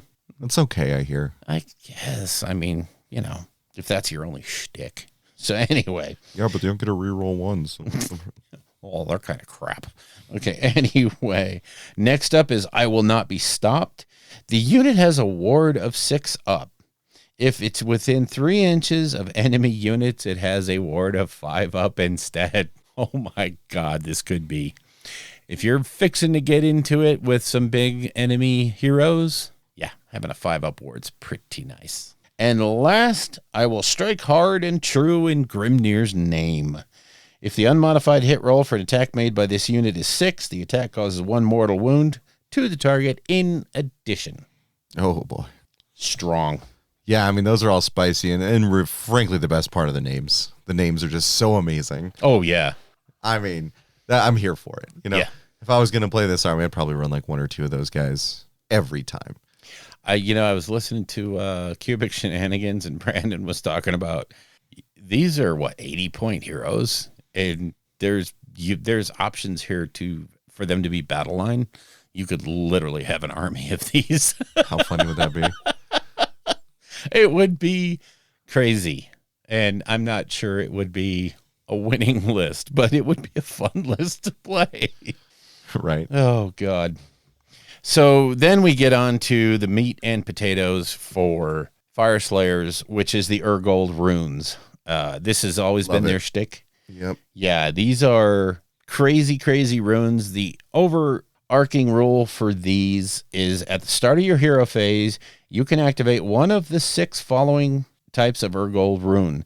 To do so, you state which rune will be activated and make an activation roll. On a 1 through 5, the standard effect applies. On a 6, the enhanced effect applies. And then this effect lasts until the start of your next hero phase. Again, you're going to want to think about the double turn mechanic here. Yes. You may just want to get priority and hand off. If you get the right enhanced rune, it might be very worth your while to hand off priority to the other guy so that you end up having this twice as long. Yeah. So each Urgold rune can only be activated once per battle, and no more than one rune can be activated at the same time. These are not hard and fast rules, either one of them. So You'll find out. yeah, it's coming. Once you've used a rune, you can choose a new one to activate your next hero phase, but you cannot activate the same rune again unless you can. So the first up is the Rune of Fury. The standard effect is add 1 to hit rolls for attacks made with melee weapons by friendly Fyreslayers units. Sounds good. It doesn't say within 12 inches. It doesn't say wholly within 6 inches. Oh my God, is that everywhere? Okay. Enhanced effects are add 1 to the attacks characteristics of melee weapons used by friendly Fyreslayers units. So not only do you have +1 to hit, but you also have +1 attack. That's kind of strong. That might be okay. It could be. That could be useful in spots. Next up is Rune of Farsight. The standard effect, add 1 to hit rolls for attacks made with fire steel throwing axes by friendly Fyreslayers units. Obviously, that kind of locks it into a unit. The enhanced effect is add 1 to wound rolls for attacks made with fire steel throwing axes by friendly Fyreslayers units. So +1 to hit and wound on the enhanced. Not bad. I'm going to say it. I'm just going to call it. I don't think you ever take that rune. It's because there are 6. There are 5 rounds in the game. Yeah. I don't see, except for very niche. And again, that's what this army kind of is. Situation, a niche situation when you're like, if I pop this rune, I might win the game. I don't know, but that's probably the weakest one because the Rend one's ridiculous. But this one's locked to a specific unit. Yeah. So you have to have the fire steel throwing axes. Well, there's several units that have those. So yeah. Anyway, but yeah, of them all, weakest. Next is Rune of Searing Heat. Standard effect is unmodified wound roll. For an attack made by a friendly Fyreslayers is 6. The attack causes 1 mortal wound to the target in addition to any damage it inflicts. So dumb. So dumb. The enhanced effect, let's get really crazy. When this rune is activated, roll a die for each enemy unit within 3 inches of a Fyreslayers unit. On a 2-up, that unit suffers a mortal wound. Oh my God, turn 3, turn 4. Hello. Yeah, just pop a 6 and just like, mortal wounds across the board. And then, oh man. I mean, it's not much. It's 1 wound. This isn't going to be game changing, but it's that chip damage. They have a fair number of attacks as long as you don't go too deep in your ranks with the Fyreslayers. So that 6 to wound's not a joke. No, not at all. And it's also more impetus to not reinforce units, but to do multiple small units. Next up is Rune of Awakened Steel. I like this one a lot. Standard effect is improve the Rend characteristic of melee weapons used by Fyreslayers by 1. Ooh. The enhanced effect, guess what it does? It enhances Fyreslayers unit Rend by 1. So on the enhanced effect, you have an addition of Rend 2. Yeah. So bonkers good. And this is Fyreslayers units. No range, this is the board. Yeah, it sounds like they're trying to play Beasts of Chaos. But yeah, they're trying to be 1-turn mini beasts. Yeah. So, posers. When you have a Grimwrath Berserker at, Rend 4 with like double attacks, double fighting. I mean, that's different. Hitting on 2s and 2s, I'm just saying. Sick. Next up, Rune of Fiery Determination. Friendly Fyreslayers units have a ward roll of 6. Ugh. And if you get the enhanced effect, they get a 5-up. So good. That sounds like it might be a good turn 1 rune. I don't know. Last rune is Relentless Zeal. Add 2 inches to the move characteristics of friendly Fyreslayers units. The enhanced effect is add 2 to charge rolls for friendly Fyreslayers units. So good. You can kind of see they're not saying this is turn 1, this is turn 2, this is turn 3, but you can kind of see the order that you're going to use these. But you can also see where, depending on the board state and the game state and who you're fighting, you have the option to pick these. It's not like tides where you get them uncertain. So having that flexibility is really, really nice. Yeah, it's like assigning the tide you want on the particular turn that you want and then possibly getting an enhancement for it. Mm-hmm. I mean, it's part and parcel why this army is so swingy. Yes. It is so swingy. There are times where like everything's going to pop off all at once and you're just going to like delete half their army. Yeah. And there are the times where it's not going to pop off and then you're just locked in combat and you're like, oh, this is going to hurt. And then you get smashed back, you know? Or you're going to be somebody like me and you're going to take the rend one on turn one and you're like, oh, well, that was a mistake. And then, yeah, it's, yeah. Again, high skill cap to this army. You have to know when to pop these things. And then the last of the army-wide special roles is a heroic action only for Fyreslayers heroes. Yep. Start of your hero phase, carry out this heroic action with the Fyreslayers hero instead of any other action you can take. And it's called Blaze of Fury. Pick one friendly Fyreslayers hero until the end of your turn. Very specific there. The enhanced effect of the Urgold rune that is activated in this hero phase applies to that hero regardless of the activation roll. You cannot carry out this heroic action with the same hero more than once per battle. Yep. Okay, but it makes perfect sense. This is the way, okay, you didn't get the enhanced effect, but you really, really want it on your Runefather on Magmadraw. Guess what? You can have it. So, it could make this army really dumb. So, you want to move on to enhancements? Sounds good to me. Here, why don't you do some? Okay. All right. So let's start with the command traits. I'm a big fan of the last one I'll read. Yeah. Just because of what it means for allies. But so the inheritance of Grimnir, these are for Auric Runefather and Auric Rune Sons. So the first one is Fury of the Fyreslayers. Add 1 to charge rolls for friendly Fyreslayer units wholly within 18 inches of this general. Good. Yeah. Stock standard solid. Very right? Good. Yeah. So like, maybe as like a secondary enhancement or something, it might be something to consider. Sure. Blood of the Berserker, wait for it, once per battle. In the combat phase after this general has fought for the first time in that phase, you can say that it will go berserk. If you do so, the general can fight for a second time in that phase. The strike last effect applies to this general when they fight for that second time. So once he's fought, you're like, I think he needs to swing again because I didn't quite kill it. Yeah. Right? That feels like the whoopsies. Yeah. I activated my heroic action. He's spiking, an extra -2 rend. And then you like whiff all of your attacks. And you're like, I'm going to have him fight again. I need a redo. Yeah. Yeah. Spirit of Grimnir. If the general's on the battlefield, when you do an activation roll for the purpose of the Urgold battle trait, the enhanced effect applies on a 5+ instead of a 6. Pretty darn good. That's huge. I think that's a give me. Yeah. I mean, it's to be able to pop those things on a 5. I mean, that's a huge, that's a 16% increase. Yeah. I mean, mathematically doubles your chances. Yeah. Right. Of being able to activate that. So that's fantastic. Right. That's probably my second best one in terms of the order I would pick it, because personally I love the leader of the Duar Drazal, hopefully I pronounced it correctly. Generals on the battlefield, Duardan allied units are treated as if they have the Fyreslayer keyword for purposes of the Urgold Runes battle trait. Wait, what? Nobody else has that rule ever anywhere in any book that I've seen. So good. Yes. So good. So, I mean, that's frankly where your Gotrek gets sexed up to know. Or, if you're allying in, what's his name, Iron Drakes. Yep. They just go bonkers. Yeah. And you all of a sudden have a unit for a turn that simply turns stuff to dust, turns it to a bloody mist. Yeah. Oh, yeah.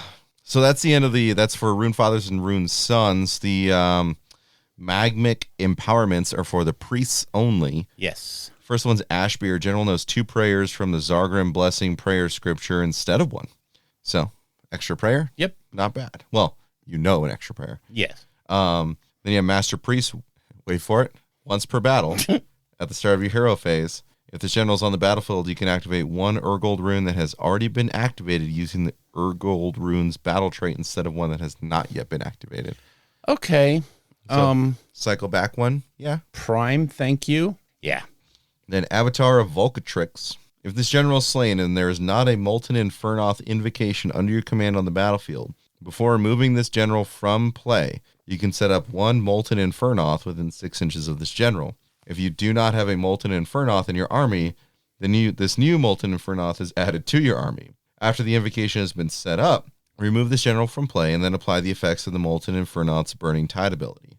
If the general is slain and there is a Molten Infernoth invocation on your command on the battlefield, remove the general from play and then apply the effects of the Molten Infernoth's Burning Tide ability as if the invocation had just been set up. Yeah. So a double swing with the Infernoth, which is, endless spell, if you will. It's a what's his name? Invocation. Yeah, let me just read it right now. Yeah. All right, so normally it's answer value of 4, so 50% chance to bring it up. Range of 12. If answered, set the invocation wholly within range, invisible to chanter, and more than 1 inch from all models, terrain features, and other invocations and endless spells. Burning Tide. After this invocation is set up, the commanding player can immediately move it up to 2d6.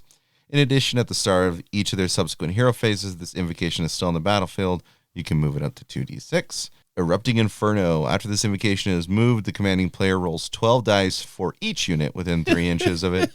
For each 6, that unit suffers 1 mortal wound. 12 dice. Yeah, per unit. If the roll to determine how far this invocation moved in this phase was a double, that unit suffers D3 mortal wounds for each 6 instead of 1. And at the end of this phase, the invocation is removed from play. I'm sorry, say that again. So you roll 12 dice and potentially doing D3 mortal wounds for each 6. Yeah, so when you do the move, right, you roll the move, and you have to keep track of it. You have to get doubles. Yeah, so if you get doubles on your movement roll, then the damage is D3 for every 6 instead of just 1. I would microwave dice for that. All right, James.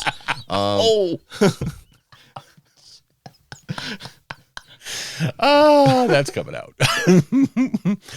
So then we have the Artifacts of Power, Heirlooms of the Lodge for the Rune Father and Rune Son. We have Master Rune of Unbreakable Resolve, once per battle. There it is again. Yeah. Start of a phase. You can say that the bearer will use their Master Rune. If you do so, the bearer has a ward of 3+ until the end of that phase. Oh, golly, So that's strong. That's your Osh button. Yeah. Right? Or I'm stuck in and I would really like to, yeah. Yeah. I need to survive this so I can swing. And so I can do my double attacks? Yeah. The Fiery Ring. Once per battle in your shooting phase, you can pick 1 enemy unit within 6 inches of the bearer and roll a dice. On a 2+, that unit suffers D6 mortal wounds. Magnetized Runes. Add 2 charge rolls made for the bearer. Solid. Very. The Axe of Grimnir. That's probably what you're going to pick. Pick 1 of the bearer's melee weapons, improve the range characteristic by 1, and add 1 to the damage characteristic. Okay. Yeah. For me, it's between the Master Rune and the Axe of Grimnir. I kind of like the Master Rune. Just that. Ooh. Just the, break glass in case of emergency. Yeah, pretty much. And we got Artifacts of the Forge Temple. Ash Cloud Rune. This is for priests. Ash Cloud Rune. Once per battle, at the start of the enemy hero phase, you can say that the bearer will call down the column of soot. If you do so until the end of the phase, units wholly within 12 inches of the bearer are not invisible to enemy units attempting to cast a spell. Very interesting. Spell casting. Yeah. So one of the things that I think we kind of touched on last time is that with the updates that we're receiving for the books, not necessarily the battle scroll, but the updates we have for the books is that there's an impact on shooting. Yes. Like with IDK jumping so far up with the battle scroll and with their new abilities, right? Which hasn't been established yet, but I'm confident they will. Yeah. Then spell casting is going to become important. And so when people are taking heavier spellcasters to try and counteract the IDK meta, then you're coming in with this and being like, oh, guess you can't cast the spell because I'm not visible to you. At least not on me. So, right. Yeah. We have the Volatile Brazier. No, I'm saying Volatile Bra. No, it's Brazier. When the bearer attempts to summon an invocation, you can reroll the chanting roll for the bearer, and the range of the prayer is doubled. That can be very strong. I mean, that is a contender. Yeah. Droth Helm. Add 1 to rune rolls for attacks made with claws and horns by friendly Magmadroth units. Magmadroths wholly within 12 inches of the bearer. Woo, boy. So, yeah, if you're going with the Magmadroth list, that's a gimme. That's just what you do. Yeah, that's solid. Then Relics of the Feared. Fyreslayers hero only. Draught of Magmalt Ale. I like the ALT in there, right? Yeah. Once per battle, at the start of the combat phase, you can say the bearer will drink their Magmalt Ale. If you do so, double the attack characteristic of the bearer's melee weapons until the end of that phase. When I talked about the double attacks, double fighting Grimwrath Berserker, it's because he got drunk. The 2 ups. Yeah. Yeah, and okay, that's freaking strong. Yeah. God. Right on the turn when you have an extra -2 rend. Yeah, so again, each one of these is once per battle for a reason. Yeah. That would be stupid strong if it was not. Yeah. No, But as it is, it could swing the game. This is something that's going to take out generals or key pieces. it's weird because it's sort of like what was a Spiky Johnny army? Is that the combination? Yeah. Yeah. It's so Johnny because of these exact moments where like my Grimwrath Berserker is going balls out. Yeah. I mean, they're all balls out, right? But True. If you've seen the pictures. yeah. Those aren't bags of Urgold hanging out. The other relic of the fear, or the other two, we have Nulcidian Icon. Artifact of power can only be given to a battlesmith. Yep. Each time a friendly Fyreslayer unit holding within 12 inches of the bear is affected by a spell or endless spell, you can roll a dice on a 4+, you ignore it. Okay, again, that just speaks to what you were talking about before. That is the anti-meta, anti-spell meta. Yeah. That can be a linchpin to make sure that you don't just get wiped off the board by a Lumineth turn or a IDK turn. So, yeah, I mean, you have to look very heavily study the local meta, sort of predict what tournaments are going to be when you go to them to understand really how to build your list. Because if you're going to like a Lumineth heavy list, heavy tournament, then they have so much stuff you want to work with. Like the Battlesmith is ridiculous. Yeah. Right? That's absolutely ridiculous. And then you're probably going to want to, oh, no, you can't take that Master Rune of Unbreakable Resolve. I'm just saying you don't want to get him sniped out, but he's pretty good. Last one's Demon Slayer. Pick one that bears melee weapons. Ward rolls cannot be made for wounds and mortal wounds caused by attacks made with that weapon. that if you're going up against a ward-based army, that could be super strong. So I'll finish out the enhancements and then I'll hand it back to you for the lodges. Sounds good. So prayer scriptures. Sorry, I started reading Zargrim when I was saying scriptures, and so we already had a little bit of some seizure action earlier. But anyway, You smell eggs? Yeah, I smell eggs. I thought it was toast. Prayer scriptures, Zargrim blessings, Fyreslayer priests, including unique units only. Prayer of Ash. Prayer of Ash is a prayer that has an answer value of 4, range of 18. If answer, pick one friendly Fyreslayer's unit wholly within range visible to the chanter. Subtract 1 from wound rolls for attacks that target that unit until the start of your next hero phase. So good. Yep. So good. Subtracting from wound rolls is significant. Especially when there's so little that affects and increases wound rolls. Yeah. Yeah, that's huge.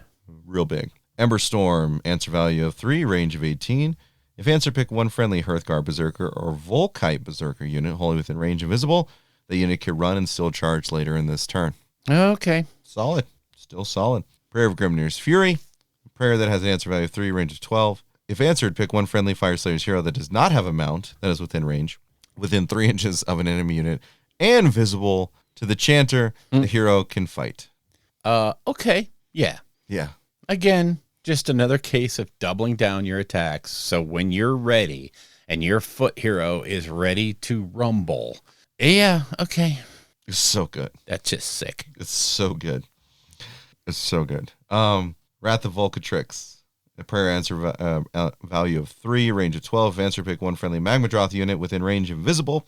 Until the start of your next hero phase, use the top row of that unit's damage table, regardless of how many wounds it has suffered.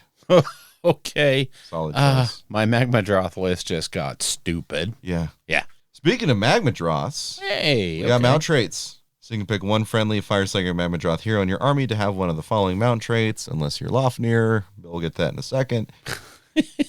Flame Scale, Young Blood. If you carry out a Stomp Monstrous Rampage, core rules 21.1. With this unit, and the enemy unit you picked suffers any mortal wounds, that enemy unit suffers 3 additional mortal wounds. So you can get between 4 and 6 mortal wounds. I was going to say, did you not say a D3? You said 3.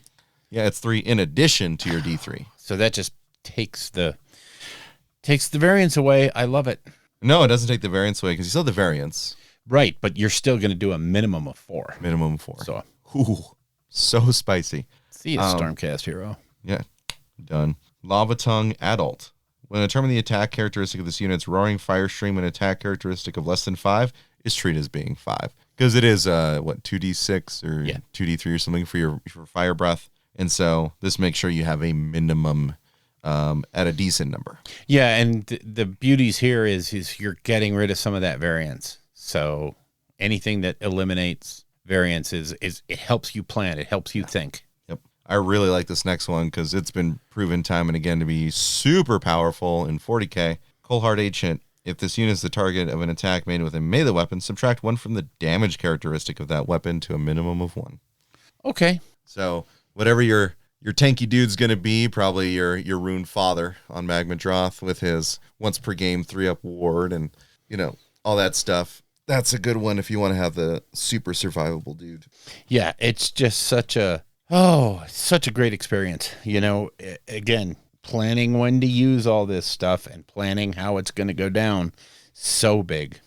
So the key to Fyreslayers as a whole is going to be the lodge that you pick. Mm-hmm. And, this is something that you have to do pregame because it's going to shape your list building and everything else. So the Vostarg is the standard Fyreslayers lodge. It's the one that the majority of the lore is written about. Their special lodge ability is Fearsome Surge. Add 1 to hit rolls and wound rolls for attacks made with melee weapons by friendly Vostarg Volkite Berserker units that made a charge move in the same turn. It's pretty generic. It's across the board. So if you can't figure out anything else to do, that's the one you pick. Yeah, and if you're taking the generic Volkite Berserkers, it's probably the best one. Yeah, and a flat out Volkite Berserker list is stronger than hell. So next up, you have the Greyford Lodge. Their key is Spoils of Victory, and these guys are the mercenaries, and they're the ones with all the treasures and the artifacts, and they're the ones with the stockpiles of stuff. So their special ability, Spoils of Victory, is add 1 to the wounds characteristics of friendly Greyford heroes that do not have a mount. In addition, you can pick 2 additional artifacts of power and give them to 2 Greyford heroes to your army that do not have a mount. Okay, 2 free artifacts. Strong. Yeah, I'm thinking one goes on a Grimwrath Berserker and the other goes on a Grimwrath Berserker. That's strange. Yeah, because that's more of a foot hero armor, Yeah. very specifically, right? Yeah. It's not for mounted; it's for foot heroes. Yep, and that's going to be, oh boy, just imagining that as a 1-drop. Yeah. Oh god, it's sick. It's an enhancement hungry army since everything has a sort of once per battle ability, or you need overlapping buffs and stuff like that in order to project your power forward. I mean, Yeah, and it's because a lot of those artifacts give you the access to doing things twice. It increases your, again, it makes your decision matrix a hell of a lot harder. Yeah. And your decision tree becomes, but using it gives you a little bit of mistake proof. If you do screw it up, you can probably recover with that. So next up is Hermdar. Warriors of Hermdar Lodge assault enemy positions with a fiery determination. Really? That was the best sentence you could come up with. Anyway, so their special ability is Seize by Force. If a friendly Hermdar unit wholly within enemy territory or wholly within 12 inches of an objective fails a battle shock test, have the numbers of model that flee. that sounds pretty good. Yeah, that's really kind of in an army where bodies are expensive and hard to come by and very, very. Each model taken off the board hurts. This is super good. And then last but not least, if you like monsters, guess what? There's one for you. Lofnir. The warriors of the Lofnir hold great esteem for Volcatrix and her offspring. So the special ability here is Venerators of Volcatrix. Add 2 to the wounds characteristics of friendly Lofnir Magmadroth units. Jesus. Oh, God. Oh, wait. In addition, up to 3 Lofnir Magmadroth units in your army can be given a different mount trait instead of 1. So here's your monster trucks. They're just coming. It's time. Yeah, they are just It's time, folks. coming. Heck, we can just kind of jump to the Magmadroth list. You can take 6 Magmadroths. Yes. You take your Rune Fathers, your general, 3 Rune Sons as your battle line, and then 2 Rune Spiders maybe. Yeah. So that way you can get a couple prayers off. Yeah, and you got to have the prayers. they're all at 16 wounds, which means they go to 18 wounds in Lofnir. And then you get to pick and choose which ones are going to have which of the 3 that we just read. Yeah. That for mount traits. So good. So good. Bloody good. Like I'm thinking Rune Daddy. That's right. I said it. Yep. Rune Papa. He gets the subtract 1 from damage because he's your general, right? Yeah. Oh yeah. And then probably one of your Rune Smiters is going to get one of the others, and so on and so forth, right? Yeah. But the Rune Sons, the ones that are going to be running up trying to do the damage. Yeah. So, man, monster trucks are cool. Yeah, and they're going to be super employable, and with all the tools you have at your disposal to make them stupid on particular turns, a full Magmadroth list is going to be, I think it has play. I think it does too. So, all right, and last up for the match play section is, of course, the grand strategies and battle tactics. Yep. Grand strategies are Fyreslayers armies only. Guess what? What? Yeah, no, it's weird that in this book it's limited to Fyreslayers. Oh man, I was gonna get it just so I can do it. Never mind. I know. I wanted to use these with my Sylvaneth. So the first one, these are grand strategies. You pick them and note it on your army roster. So this is something you pick before the game. Guarded Lineage. When the battle ends, you complete this grand strategy if there is one friendly Auric Rune Father and one or more friendly Auric Rune Sons on the battlefield. That seems like a Lofnir thing to do. I think so. Yeah.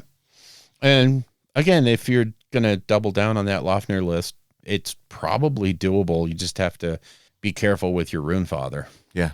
So, maybe give him a -1 damage mount trait. Sure, and ward saves. Yeah. That could be really strong. Yeah. Next up is Defend the Lodge. When the battle ends, you complete this grand strategy if there are no enemy units wholly within your territory. There's just too many ways that people can slide in. Yeah, particularly if you don't go second on round 5, it's almost guaranteed you lose that one. Yeah. So, next up is Oath Takers and Skullbreakers. What? Love that name. When the battle ends, you complete this grand strategy if you have completed at least 4 battle tactics, and every battle tactic you completed this battle was from the Oaths of Battle on page 75. So you have to get 4 oaths from this book. Which are the battle tactics on the next page? That we're going to cover here shortly. So if you can manage that, you win. Lofnir has the easiest time with those grand stratagems. Yeah. Don't die. And that's the thing, is you're trying not to die. Yeah. So. Yeah, the key to victory is to keep your to have more remaining models, wounds than your than opponent. 0. Yeah. Yeah. Roll more 6s than your opponent. Roll fewer 1s. Just play better. Yeah. Okay, the last grand strategy is Masters of the Forge.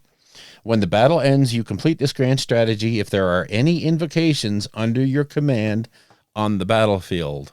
This could almost be a gimme if you have a priest-heavy army. If you have a way to stick them around because they just go away. That's a tough one. Well, the thing is you're moving the, 2d6, you can move it to where it can't be, and it won't go off. So true. I mean, it's a doable thing, but again, you're literally wasting an invocation to win that. Mm-hmm. So, I mean, if it's the difference between winning and losing the game, that's huge. But I think there's better. Yeah.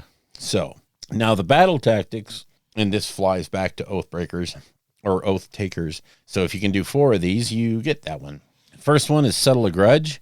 Each time a friendly unit is destroyed by wounds caused by an attack, make a note of the enemy unit that made the attack in a book of grudges, if you wish. Let's sell product. Yeah. When you pick this battle tactic, pick one of those enemy units that is still on the battlefield. You complete this tactic if that unit is destroyed during this turn. So this is kind of an expanded, more flavorful version of destroy an enemy unit. Yeah. So I like it. It's got a little bit of flavor to it. And, if you do have your little book of grudges out there, it's kind of be cool to just write it. Okay, you're on my list, you son of a. Oh, man. So next up is Beast Slayer. Pick one enemy monster and one friendly hero. You complete this tactic if that monster is slain by wounds caused by attacks made by that hero during this turn. Yeah. Now, here's my question. Do you have to do the final wound, or maybe you do 6-8 wounds and then another unit finishes it off? Do you get that? No, it says that it has to be caused by. So, yeah, it's slain by wounds. So you'd have to play with your order of attacks and hope you don't spike. Or just send a double attack Grimwrath Berserker with Yeah. 4 rend. Yeah. I mean, I think 32 attacks on 2s and 2s, rend 4, 2 damage is probably going to kill most things. Could potentially take down some monsters. Yeah. Yeah. Like some. that probably would kill Kragnos. 32 attacks. Did you say 32 attacks? Yeah, because it has 8 attack space. And then you have it drink its ale. So, yeah. So It's that's 16 attack. and then you fight twice. That is disgusting. I never thought about it in those terms. Yeah. Oh, my God. That's sick. Okay. Next up. I'm still gabbering. I need to fan myself. That one hurts. 32 attacks, 2s and 2s. Oh, Jesus. Okay. Grimnir knows no mercy. You complete this tactic at the end of the turn. If there are any friendly Volkite Berserker units on the battlefield and all of them are within 3 inches of an enemy unit. This is that turn 3, turn 4. If you're in the Berserker heavy list, this could possibly just be a gimme at the beginning of the hero phase. So know when to use that one. Next up, an honorable death. Pick one friendly hero. You complete this tactic if that friendly hero is slain during this turn and any enemy units were also slain by wounds caused by attacks that made by that hero this turn. Never gonna take it. Yeah, like your opponent sort of has some control over that. And yeah, so it's just like you have to charge 2 units, kill one of them, be killed by the other. Yeah, which is very cinematic. Sure. Yeah. Oh yeah, it makes for a great movie. Makes for an absolutely ridiculous battle tactic. Seize by force. You can pick this tactic only if you control fewer objectives than your opponent. You complete this tactic if you control more objectives than your opponent at the end of the turn. All right. We've seen this just about every book. So that one's okay. yeah, on that turn where he's up by 1 and you're down by 1 and you know you're going to fight and take it, that's a good one. And ignominious death. Pick one enemy hero. You complete this tactic if that enemy hero is slain by wounds caused by an attack made with a Firestale throwing axe during this turn. Again, if you've got the axes and if that's your shtick, something to think about. So situational. I took the throwing axe rune just for this turn. Yeah.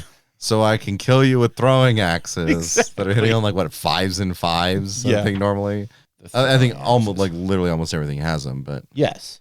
I think I had the stat line wrong on those throwing axes because they're 4s and 4s, 1 attack, rend 1 damage, 8-inch range.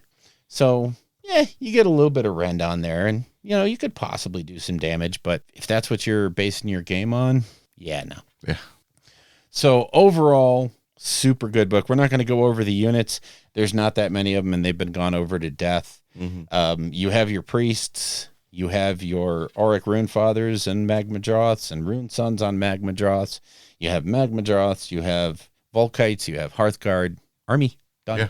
So lots of fun stuff. You're going to make your choice between mounted heroes or unmounted heroes. That's going to determine what lodge you take. And from there, it's going to pretty much determine how you work your runes and everything else. So you're going to double down on that stuff. You're going to make that choice early and go from there. Yeah, it's going to be a lot about taking the time to figure out your decision trees and which abilities are best in which situations against which armies, right? So it's going to require a lot of knowledge of the meta generally, particularly where you're playing. And game state. Yeah. A correctly applied set of runes along with the prayer and the buffs on a particular unit, which is once per battle, so you'll never get that shot again. But if you do it at the exact right time and you break the back of the enemy's army or you drop that giant that was the linchpin, that could be game. Or you could do like me and waste it on a group of 20 skinks. So, Though it's just a little comforting to know that one Grimwrath Berserker in the right turn will destroy a Mega Gargant. Yeah, pretty much anything in the game.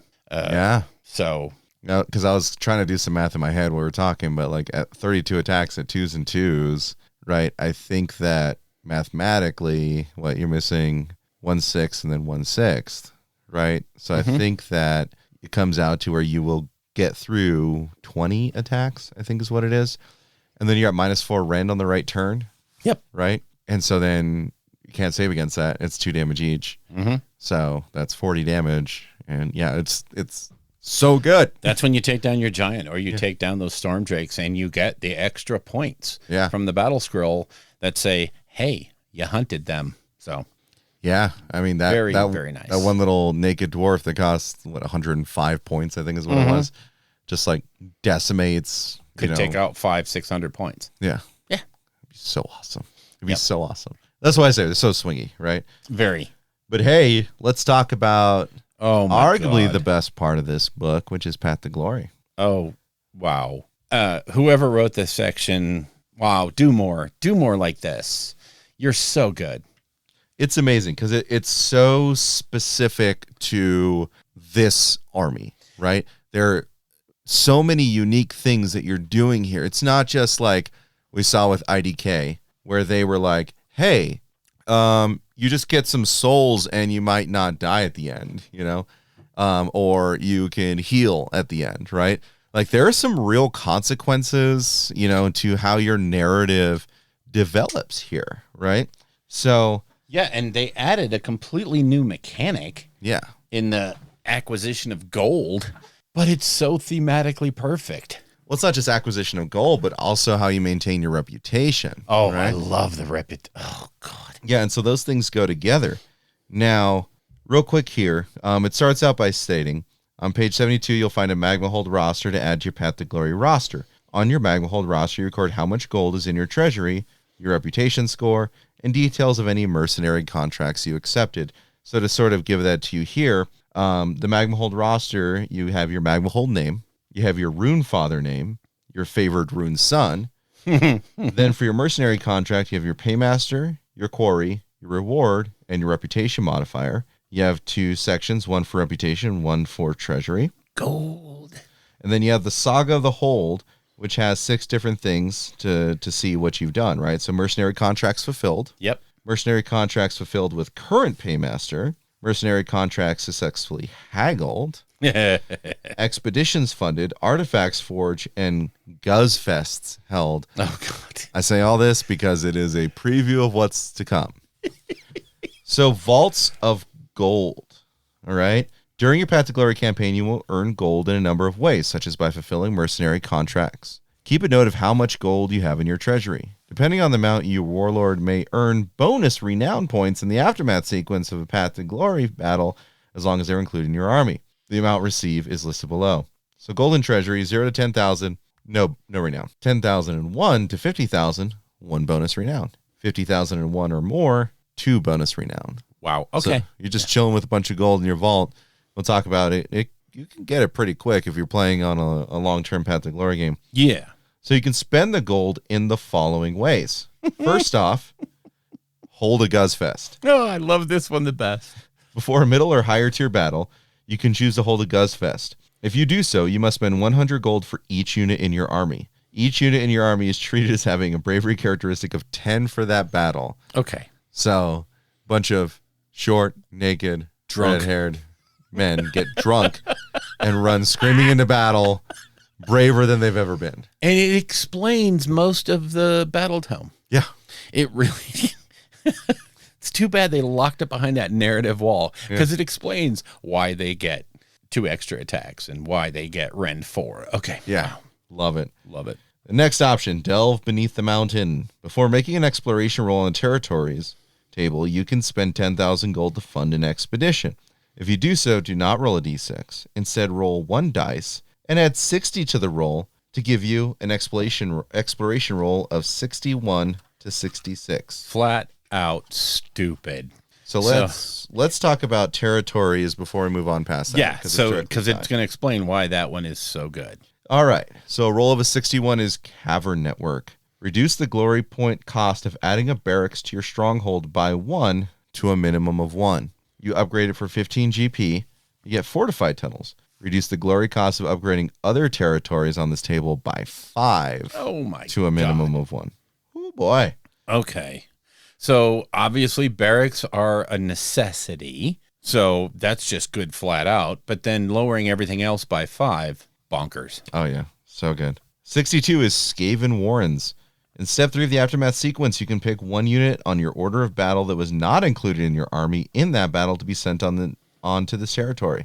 If you do so, roll a dice. On a 4+, the unit gains 1 renown, and your reputation score is increased by 1. However, on a 1, that unit must either make an injury roll or have its casualty score increased by 1, whichever is applicable. Yep. Upgrade for 15 GP. You can send 2 units to this territory instead of 1. This helps you build up your reputation. And building rep is big. Yeah, because you get a lot more gold from unreputable sources. Yes. Just like real life. 63, gold deposit. In step 7 of the Aftermath sequence, you receive D6 times 100 gold. Okay. So 1 to 600 gold. You upgrade it for 15 GP to a gold mine. You receive 2d6 times 100 gold instead. Okay. So if you're used to playing Necromunda, folks, that little mini game you do at the end is now fully incorporated. Number 64 is Magmadroth Fire Nest. This territory cannot be upgraded. In step 7 of the Aftermath sequence, you can pick one Orc Runefather, Orc Runeson, or Orc Rune Smiter on your order of battle to be sent to this territory.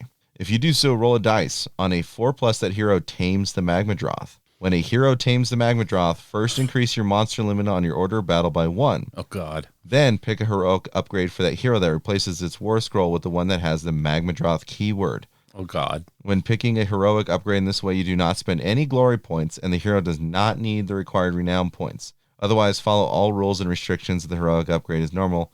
Finally, remove this territory from your roster. Okay, now, hang on a second here. You're telling me that I can just take a Runefather on foot, send him there, and he comes back as a Runefather on Magmadroth for literally nothing. As long as you roll 4 up. Okay. Yeah. Jesus. That's okay, so good. you lose the territory. Big flipping deal.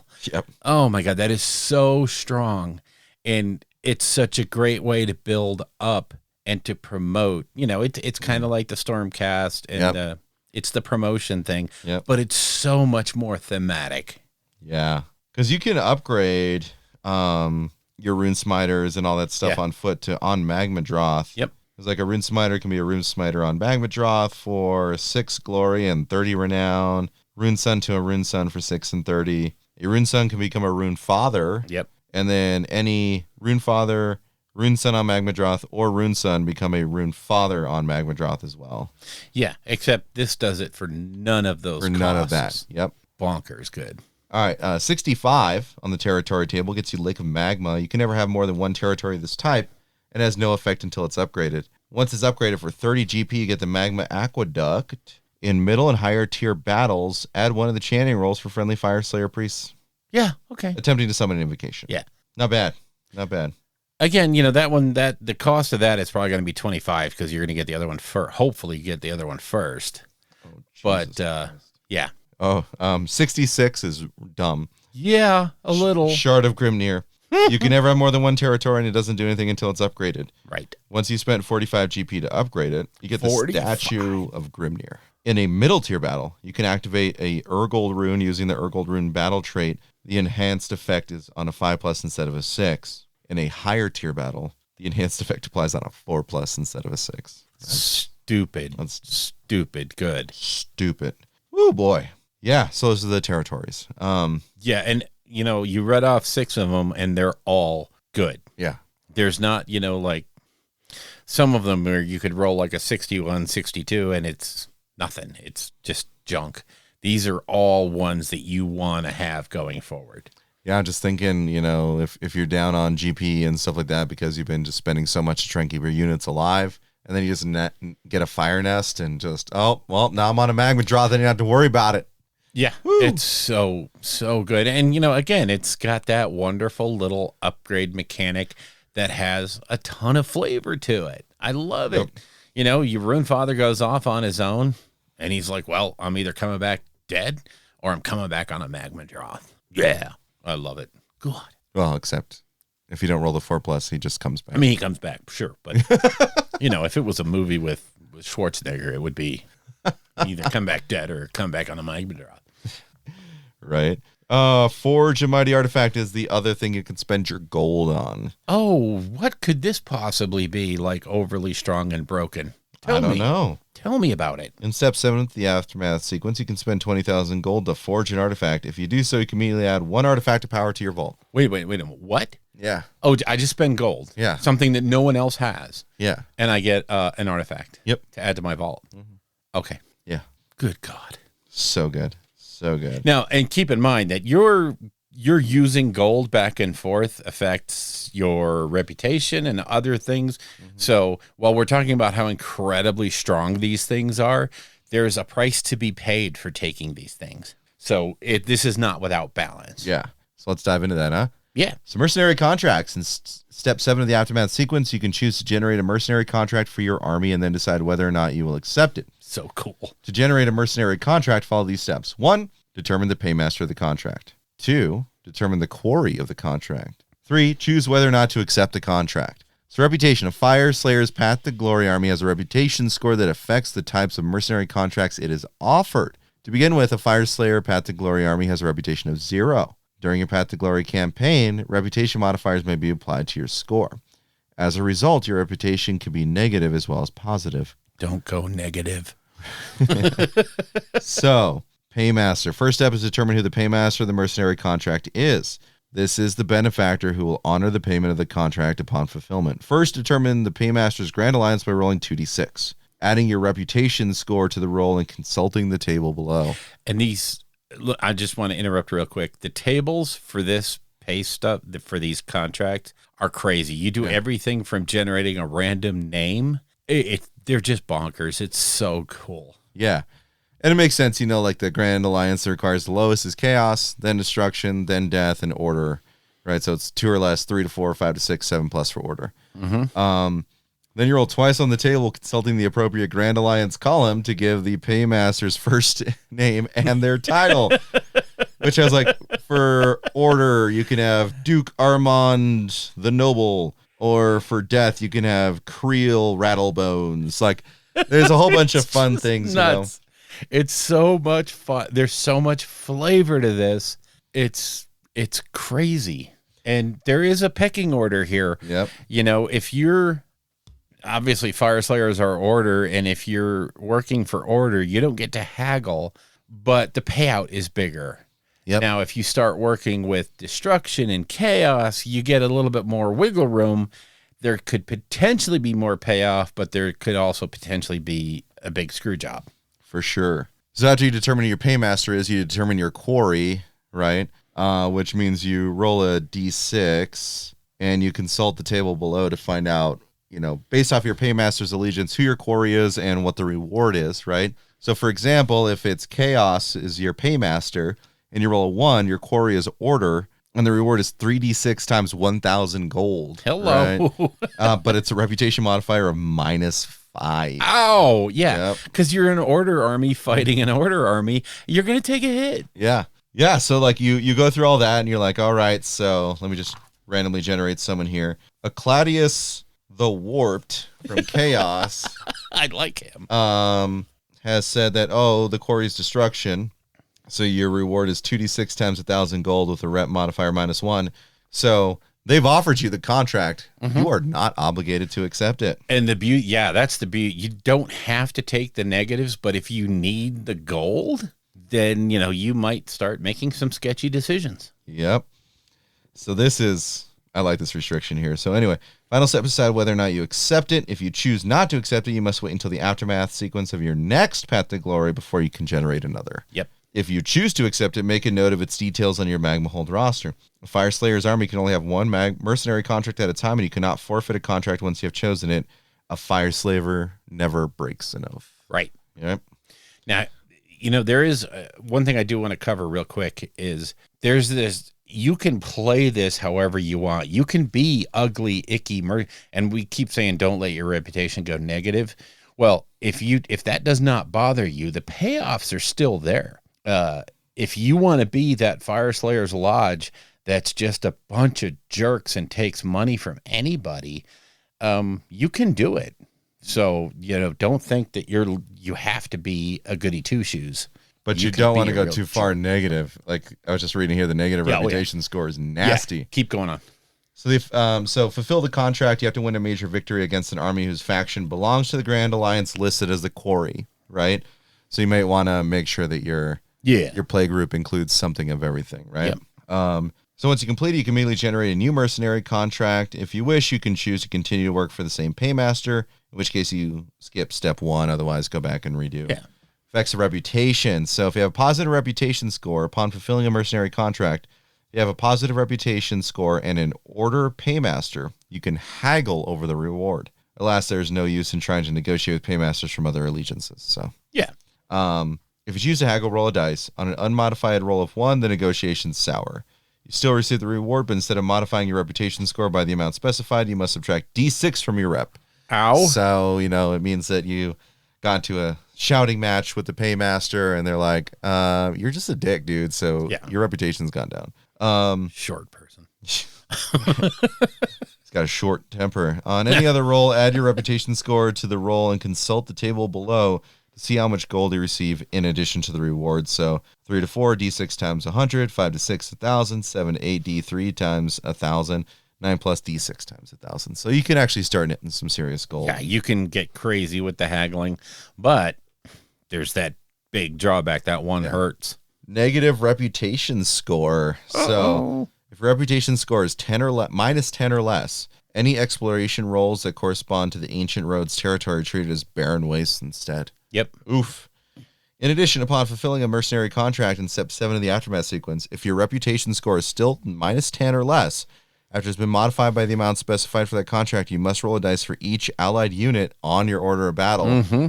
On a 1, that unit deserts you. Yep. And you must remove it from your order of battle. Furthermore, if your reputation score is minus 10 or less, you cannot add any new allied units to your order of battle. Yep. So if you get real greedy real early, then you're going to screw yourself over. Yeah. You can get pretty greedy, but it can also hurt you in the long run. All right, so let's move on to the quests that you can do as the Fyreslayers. Oh, God. So the first quest is Temper the Flames. Mm-hmm. Pick one Magmadroth unit from your order of battle that does not have a mount trait enhancement.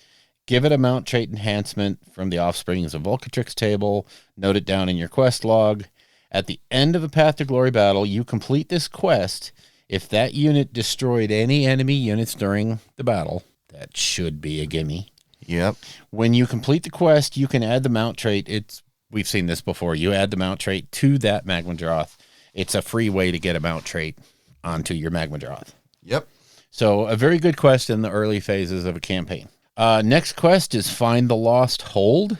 At the end of a Path to Glory battle, roll a die for each unit in your army that is wholly within the enemy territory. For each 6, you discover one clue as to the Magma Hold's whereabouts. Keep a tally of how many clues you've discovered. Once you've discovered 3 or more clues, you can fight Path to Glory battles using the Reclaim the Hold battle plan that's in this book.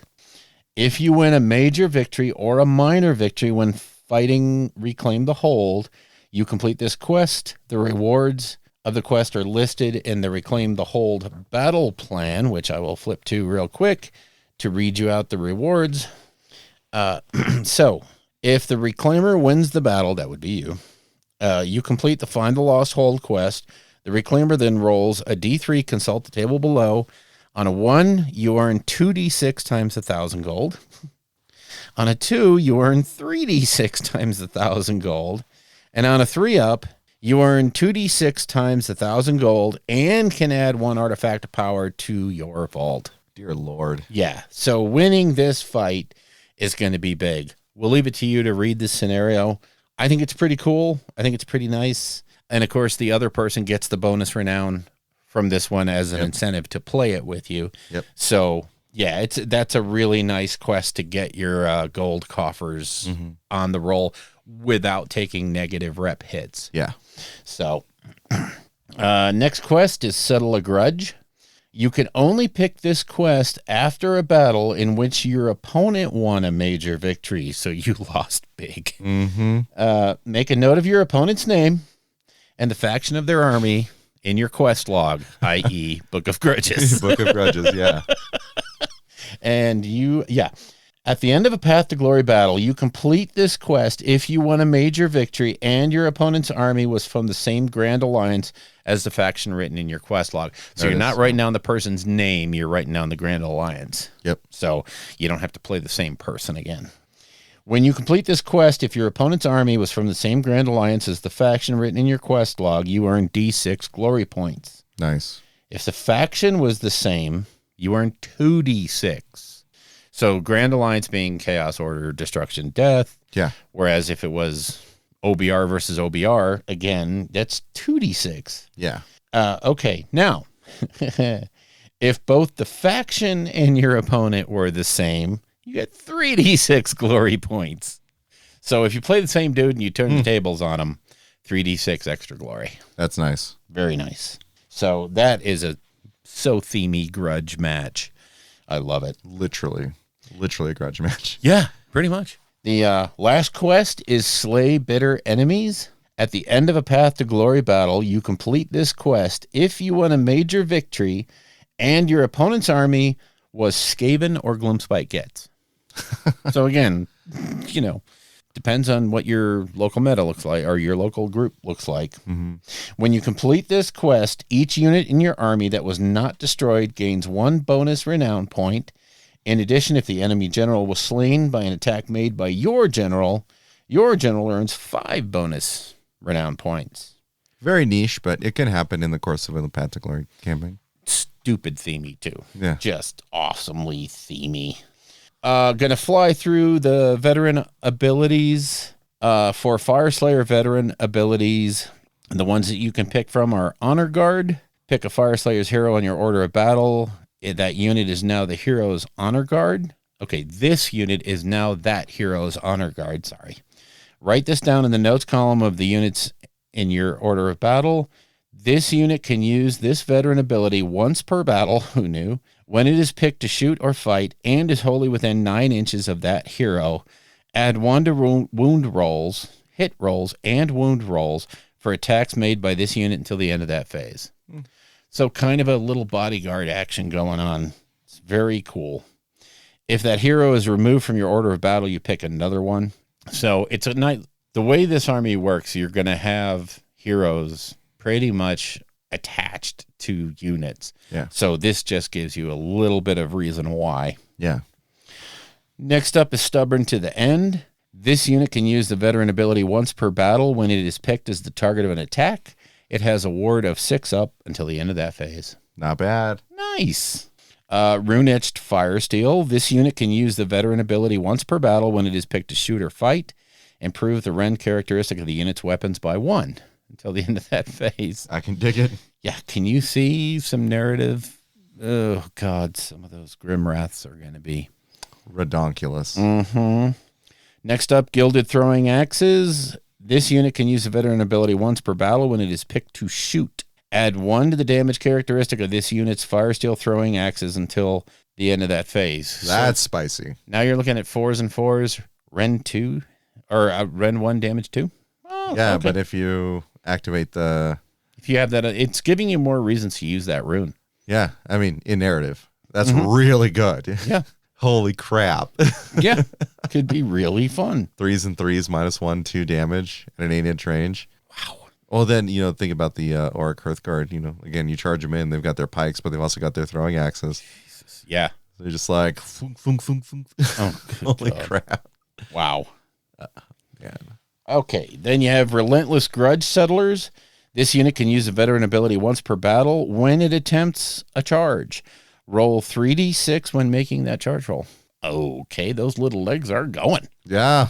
And, this is one of those deals where if you have perennially bad charge rolls, and since your guys aren't exactly the best at getting into places with their movement, that could be a fun one to put on a unit. No doubt. And then last up, Worth Their Weight in Urgold. This unit can use its veteran ability once per battle in your hero phase. When you activate an Urgold rune using the Urgold rune's special battle trait, this unit benefits from the enhanced effect of that rune until the start of your next hero phase. Okay, this is another one of those. Watch the double turn here. This is one where you're probably going to want to give up the double turn to get the benefits. Super strong. That's ridiculous. Yeah. That's ridiculous. Now, we've already covered the territories. We touched on the heroic upgrades. There is a path to bring all of your guys up to something on X on Magmadroth. So, again, I think it's the most themey path to glory we've ever seen. No doubt. My overall take on the army is it's going to be hit or miss in terms of match play, competitive play stuff, right? But if you are looking for a damn good time in some Path to Glory narrative, yes, I don't think there's a better army. No, I really don't. And this is one of those, this is almost made for Path to Glory and slow growth. You can start out with one box and learn those units, learn them really well, learn what they do in the Path to Glory setup. And then as you add more and more, your options multiply. And then, you pick up a hero here and a hero there and an extra Magmadroth here and there. And all of a sudden, you're learning and you're figuring out how these things work without having to say, basically, I've got 2,000 points. What do I do? Yeah. And then when the game starts, oh, God, what rune do I use? What prayer do I use at this point? At least this way, in the Path to Glory setup, you can start learning the stuff, start figuring out how they're going and how they're doing. Yep. And it's a great way to learn the army. Super. It almost makes me want to do Fyreslayers, but I just, no. I just know. For narrative purposes, yeah, it could be super fun. Yeah. And just, purchasing tip out there, if you are purchasing, Fyreslayers, the Start Collecting box, buy that instead of a single Magmadroth. Yes. Unless you don't want $50 worth of Volkite Berserkers for free. I mean, I don't know. Everyone's got, their own position on things, but yeah, you got your own thing. But the Magmadroth's $110, so does the Start Collecting. Get it while you can. But the Magmadroth is always 3 heroes. Yeah. Right? Because it's going to be the Rune Father, Rune Son, Rune Smiter, one of them on top of the Magmadroth. That's right. So you just have to choose which ones you're going to pop on there. But that box for, one of those boxes for Path to Glory is beautiful. It's amazing. Yep. And those boxes take you through the whole build of that army until you get up to the wanting to get the Volkites. The Hearthguard. Hearthguard. Sorry, Hearthguard. So, it's just super fun. Overall, it's a great book. Super internally balanced, really well done. Hard not to be internally balanced when you only have X number of units, but right. They are still going to fall victim to the things that they fall victim to. Unfortunately, like we said before, that's a lot of the stuff that's hot in the meta right now. But lots of shooting. I still think there's play here, and really competitive Fyreslayers players are going to be able to handle that. They're going to be able to deal with that magic and or shooting meta. And casual narrative players are going to have a ton of fun. Oh, yeah. Yeah. So super good book. And if you're into hot, sweaty, red-haired men, short red-haired men, this is the book for you. Particularly when they get drunk and angry. Yeah, folks, that was the review of the Fyreslayers. Hope you enjoyed it. Of course, coming up next will be After Dark, so we hope that you join us there. But I think that's it for Fyreslayers. Yeah, smash that like, smash that like button. Hit subscribe, share. You know you want to. Jump on our Patreon, throw money at us, that kind of thing. Yeah. If you would like to get in touch with us, you can reach us at our Facebook page at www.facebook.com/rollingbadpodcast, all one word. Our Patreon page is at www.patreon.com/rollingbadpodcast, again, all one word. The Twitter account for the show is at rolling_bad. Our individual Twitters are, for me, at Bill Castello, BILLCASTELLO. And for Josh, you can reach him at Anoyo, ANOYOE. All the guests on the show will have their contact information in that show's show notes. The music in the show is used courtesy of Kevin MacLeod at Incompetech.com and is used under the Creative Commons license. The Rolling Bad podcast itself is protected under the Creative Commons Attribution 4.0 International License. Information for this license can be found at creativecommons.org.